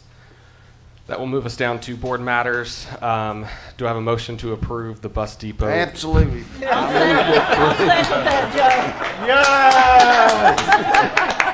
I have a second? Y'all didn't even let him get it out. I'll allow that one for him. That's been a long time waiting. Roll call, please. Mrs. Hill? Yes. Mrs. Jones? Yes. Mr. Perez? Yes. Mrs. Robinson? Yes. Mr. Smith? Yes. Mrs. Thurman? Merry Christmas, Joe. Yes. Thank you very much. Mr. Thank you, Walker? guys. Yes. Mr. Wingate? Yes. Chairman McClendon? Yes. Do I have a motion to approve the pump station at Howard? So moved. Second. Roll call, please. Mrs. Hill? Yes. Mrs. Jones? Yes. Mr. Perez? Yes. Mrs. Robinson? Yes. Mr. Smith? Yes. Mrs. Thurman? Yes. Mr. Walker? Yes. Mr. Wingate? Yes. Chairman McClendon? Yes. Motion to approve the architect selection Move for to Tyner. approve. Second. I'm sorry, who Amen. who did it end up who ended up Roll call, please. Mrs. Hill? Yes. Mrs. Jones? Yes. Mr. Perez? Yes. Hold on, I got to turn the page. Mrs. Robinson? Yes. Mr. Smith? Yes. Mrs. Thurman? Yes. Mr. Walker? Yes. Mr. Wingate?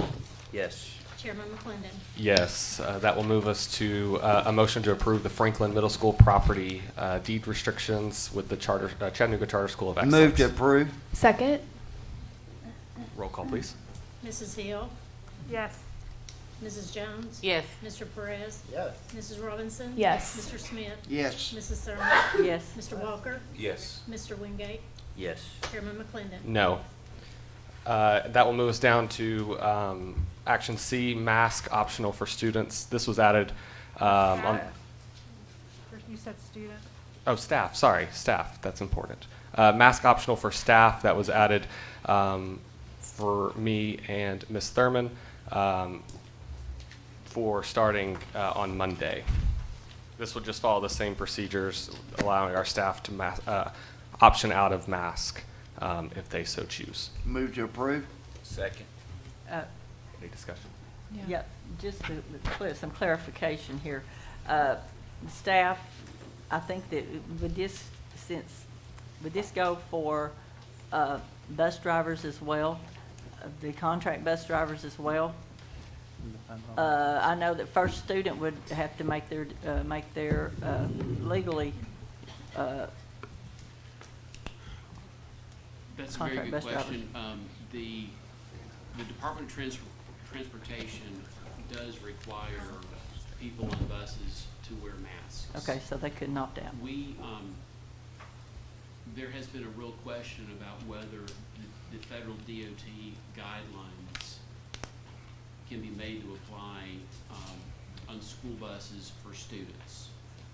The federal government says they can, the state government has said no, but in my opinion, I think the federal guidelines would require you to continue I But, mean, that- but they're not federally regulated, the buses are not. They are actually. There's a specific aspect of the DOT guidelines dealing with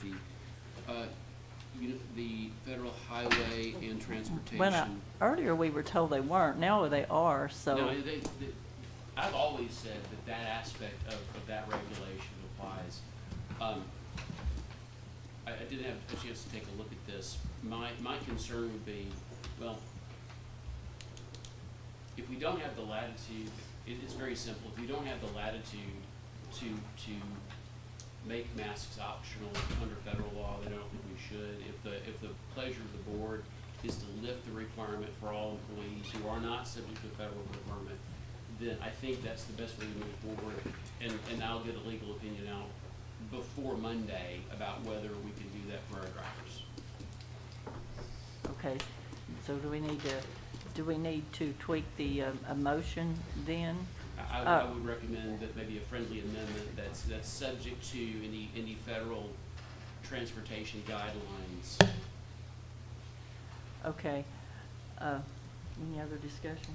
Yeah, Yes, I've got some lights. Okay, so we need to go ahead and make the motion then, and then It- discussion, or can we just discuss it out like this? Well, it's the pleasure of the board. I saw the chairman nod his head, so I don't know if Mr. Smith and Mr. Walker may accept that as a friendly amendment that, subject to any applicable federal guidelines, and if they accept it, then we all need to go through the motion to amend.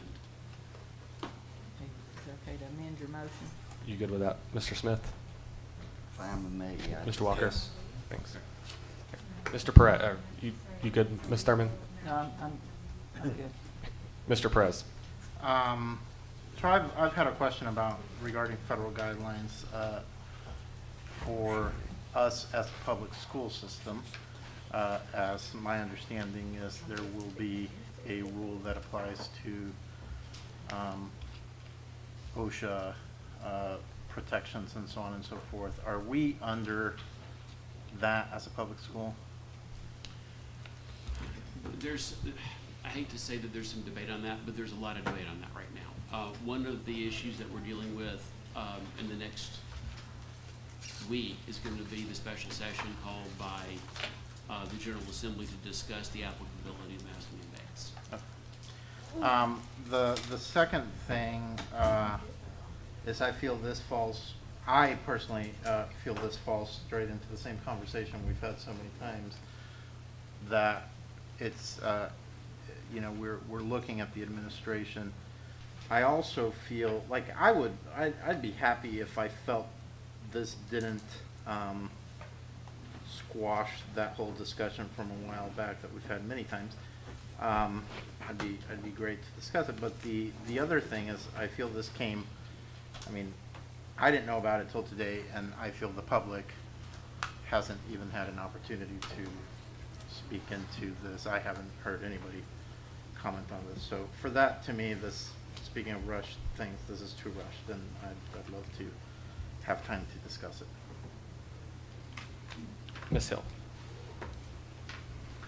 Thanks. Yeah, I agree with Marco that this is a repeat of a similar item we have voted on twice now, really.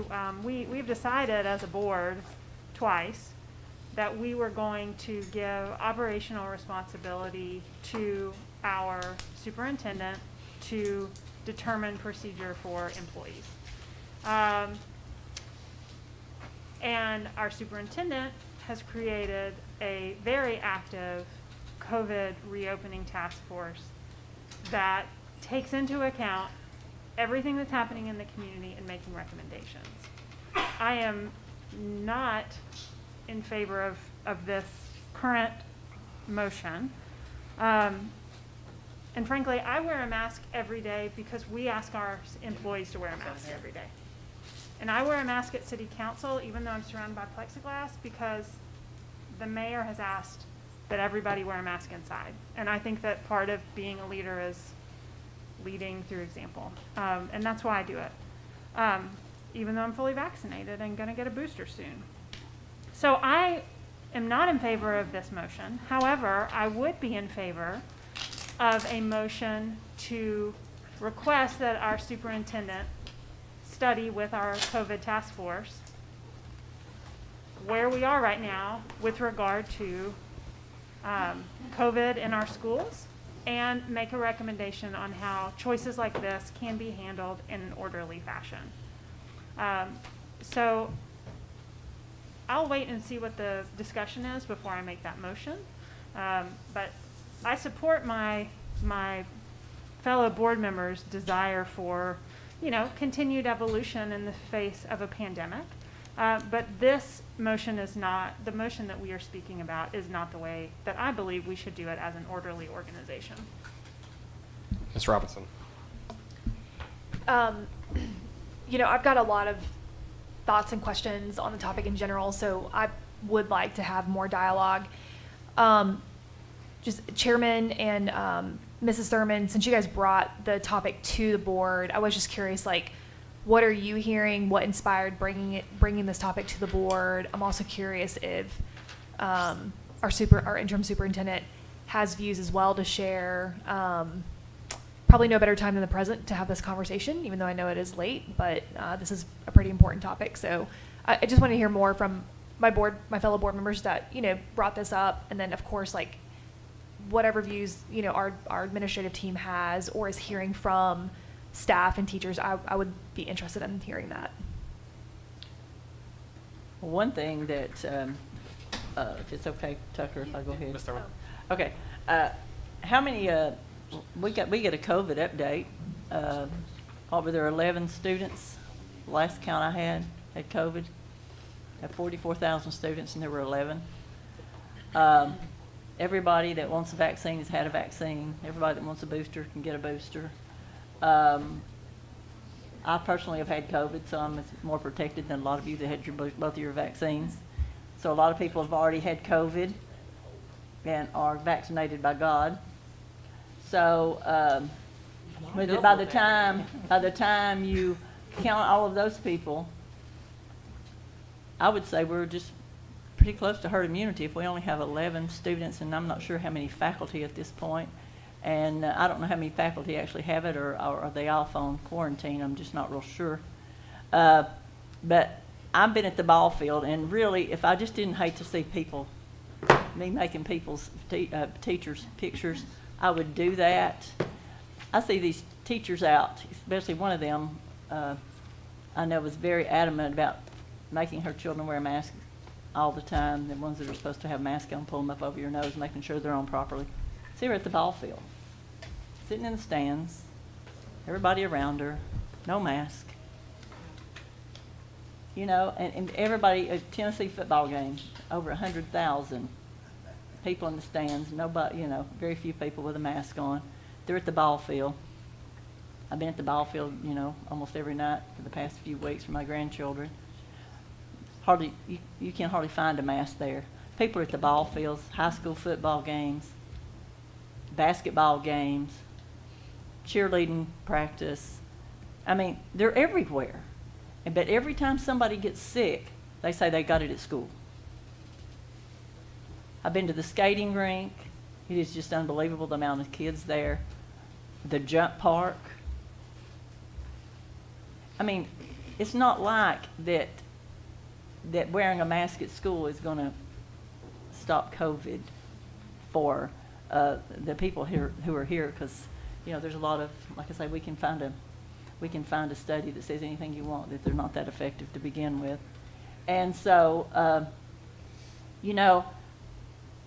I just think it's time, in my opinion, to give the teachers a break. Some of them, a lot of teachers have said, please, we'd like to see our students. Some of our students do not even know what we look like.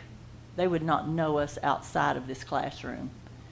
We want to interact with our students, smile at our students, be personal with our students. Let them see our lips move, see how we say things. We are so ready to get back with a personal relationship with our students. And also, and I asked Tucker, I said, I guess we can follow the same rules that we have for students who opt out. are we still treating students differently who are masked and unmasked? I know some people were putting the masked students on one side and the unmasked on the other side. If we're doing that, that needs to stop.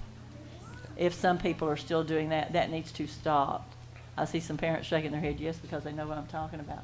So we cannot be treating students differently, and we should not treat faculty any differently if this happens. But that's my feeling. I mean, I look around and I just think it's almost hypocritical, because a lot of people I see at restaurants, no mask. I see them out everywhere.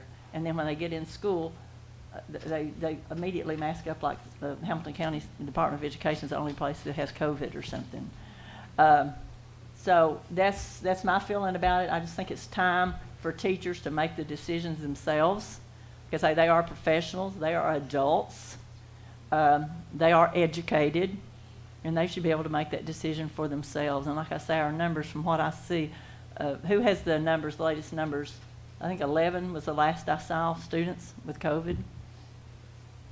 Is that correct? The website is down right Yeah. now, so we can't see the dashboard.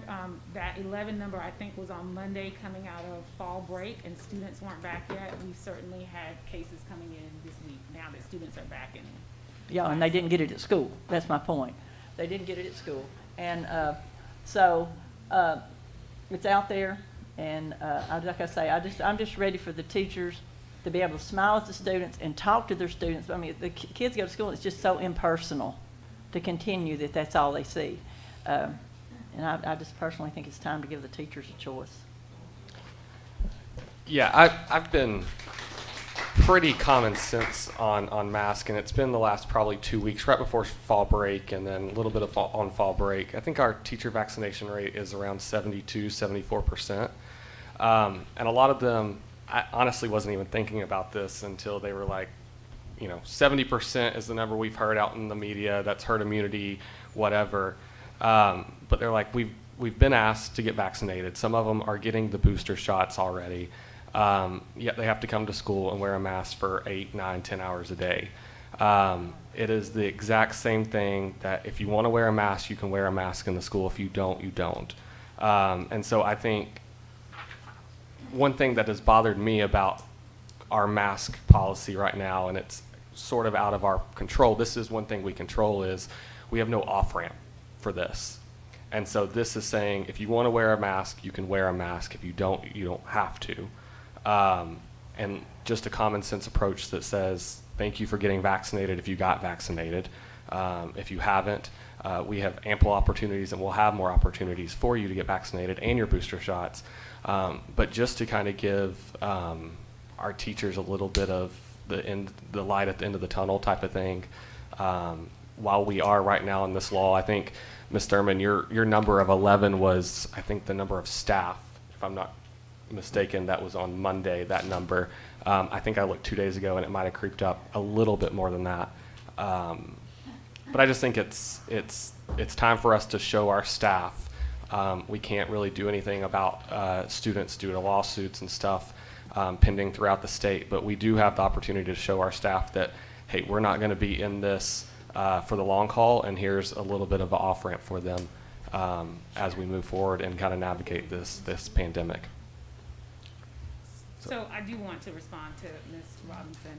I did send in the board update on Monday some data around this, because Chairman McClendon did mention his thoughts to me. And let me just say this, we're all exhausted by COVID in the schools. We're exhausted by the safety operations. We're exhausted by contact tracing. Like, nobody feels this more than the educators in our building. What we've also noticed in terms of our operational concerns is that right now we can only get about 100 to 125 substitutes a day. And that's averaging between 50 and 60% coverage of classrooms. We're also wearing out our teachers, covering additional classrooms. What we did notice, of course, about mask wearing in terms of other respiratory illnesses were down last year. And so I will say that if we make this optional change now, which is why we hadn't been talking about it as a senior leadership team, is that we also know on the other side of that, we have an operational concern that when all the other respiratory illnesses show up, we don't have subs, y'all. And we will need to shut down schools if we then start running the regular flu season illness, which is about 600 to 700 teachers at its peak being out in a day. We can't run schools if we can only get 100 to 125 subs. So I just put that out front, that there may be an unintended consequence. We are telling people to stay home when they're sick, which means the sniffles is sick, right? So we are going to see an uptick, I would suspect, now that we're entering into flu season, around respiratory illness. The other thing I'll say is what I said in the board update, which is when we went to mask optional for everybody, and nobody wants to be more free than me. I want to be free from this mask. And I was thrilled on June 1st, and we were all over schools during summer reach and having a fantastic time with nobody being in mask.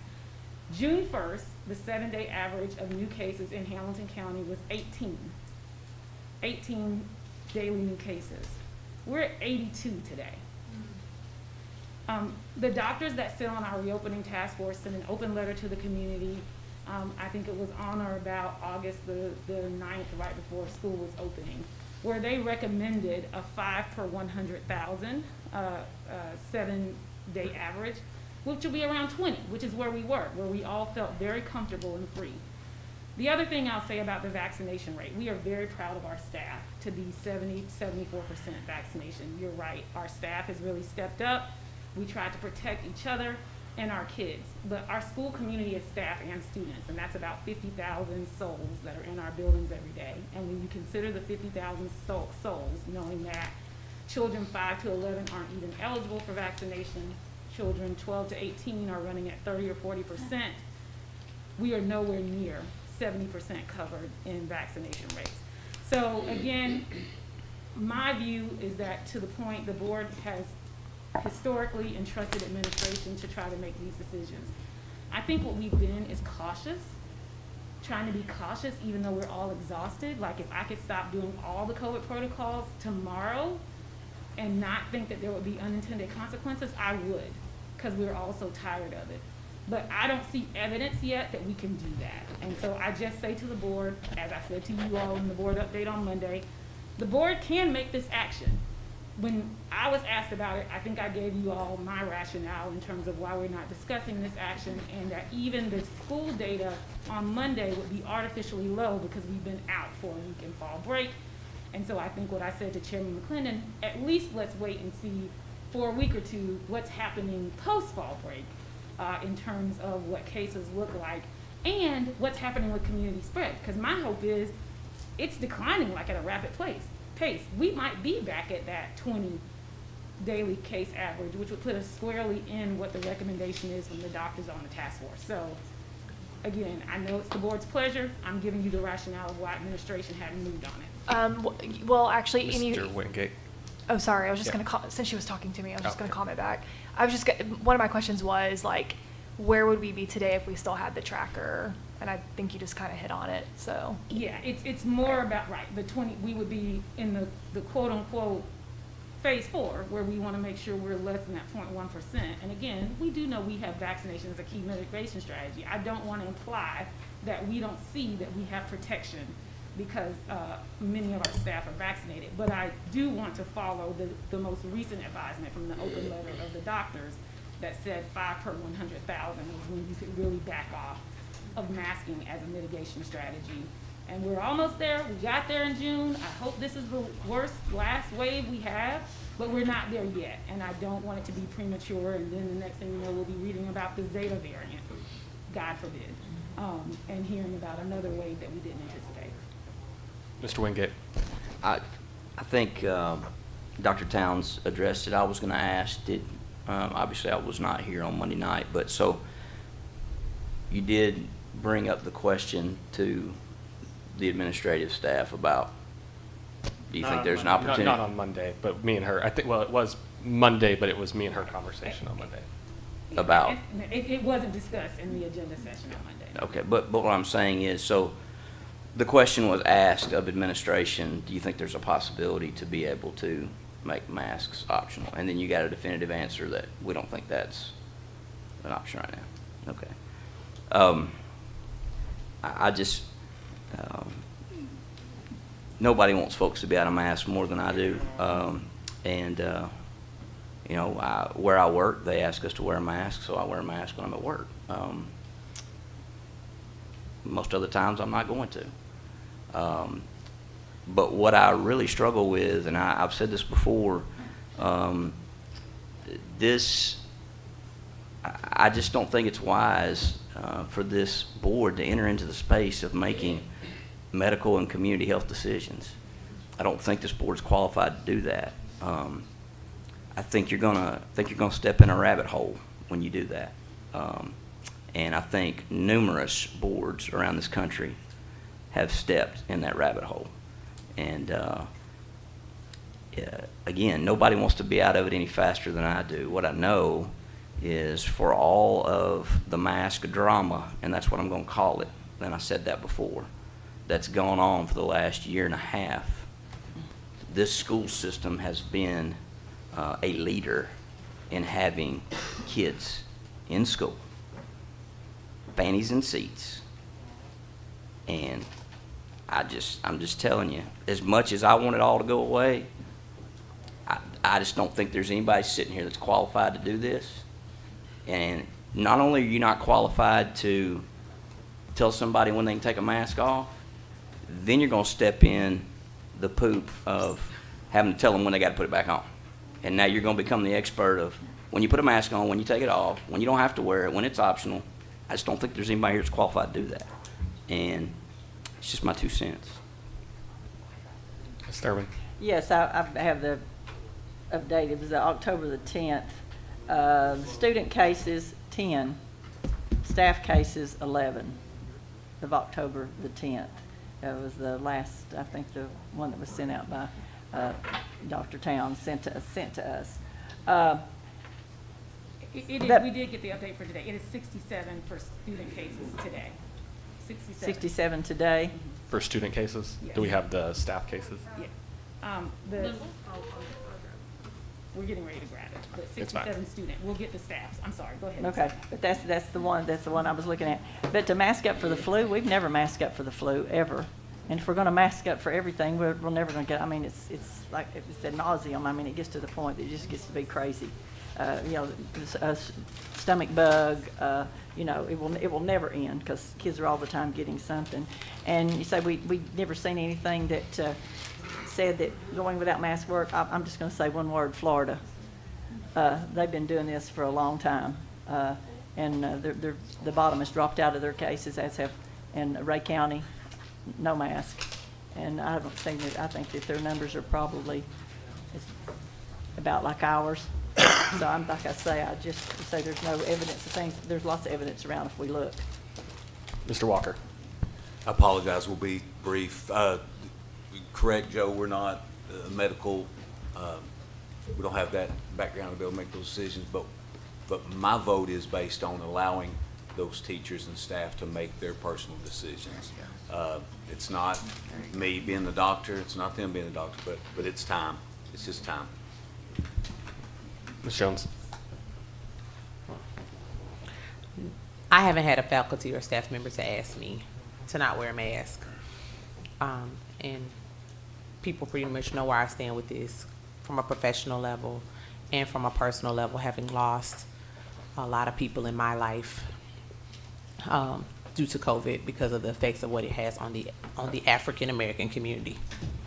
And so for me, I'm gonna just go ahead and tell y'all, I'm not voting to discontinue mask use or allow them to make the decision. I think they are, I'm just not, and I'm a big girl, so I can take the grunt for that if people from District 5 are upset with me, but that's just where I'm at, and people can shake their heads and do whatever, but no offense, ma'am, I don't represent you per se. I'm not elected to represent you. You didn't vote for me, I'm sure. I'm sure you didn't, because we have conflicting views. I've seen your video about me. Ma'am. So at the end of the day, if I get comments or something otherwise, then I will consider that. I'll look into that, and we'll talk about it at that point. But I agree, I am not gifted. I haven't been gifted the ability to know if it's okay for me to make. I wear a mask I wear a mask, and I'm vaccinated, and I had COVID, so I guess the Lord blessed me twice. But I'm just saying, at the end of the day, I will not be voting for that. And I apologize. I'm apologize in advance to the constituents that I represent in District 5 that are teachers. I'm sorry, y'all, but I really want to see you next year, next month, another year from now. So that's just where I'm at with that. We did get the data on staff. So we have 16 staff cases as of today, 67 student cases. So that changed from Monday to today, having been back in school 3 days. We're seeing what the trend is. They didn't get it at school if they already showing Oh, no, I mean, it's seriously. not, I think it's we not know they implying, didn't get it's it. just about community spread. Yeah. We're not implying that people are getting it in the school. No, We're just trying to protect our school community. Ms. Ford, roll call. Mrs. Hill, No. Mrs. Jones, No. Mr. Perez, No. Mrs. Robinson, No. Mr. Smith, Yes. Mrs. Thurman, Yes. Mr. Walker, Yes. Mr. Wingate, No. Chairman McClendon. Yes. We'll move to information. You have the legal services report in your agenda. We'll move to events and announcements.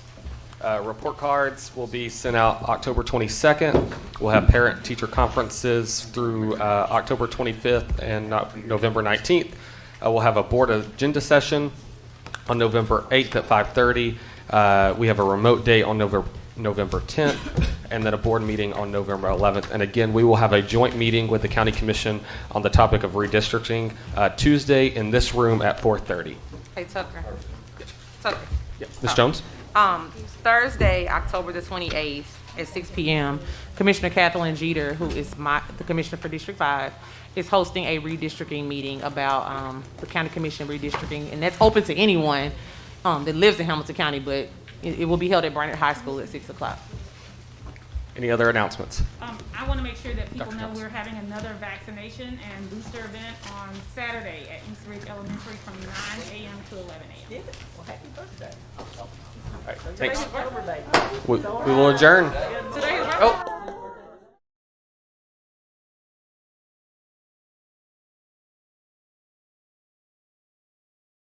Student board member Jamal down here in the end. He's pretty quiet, but he won't be for long sitting by Rhonda. But his birthday is on Saturday. So wish this young man a happy birthday. And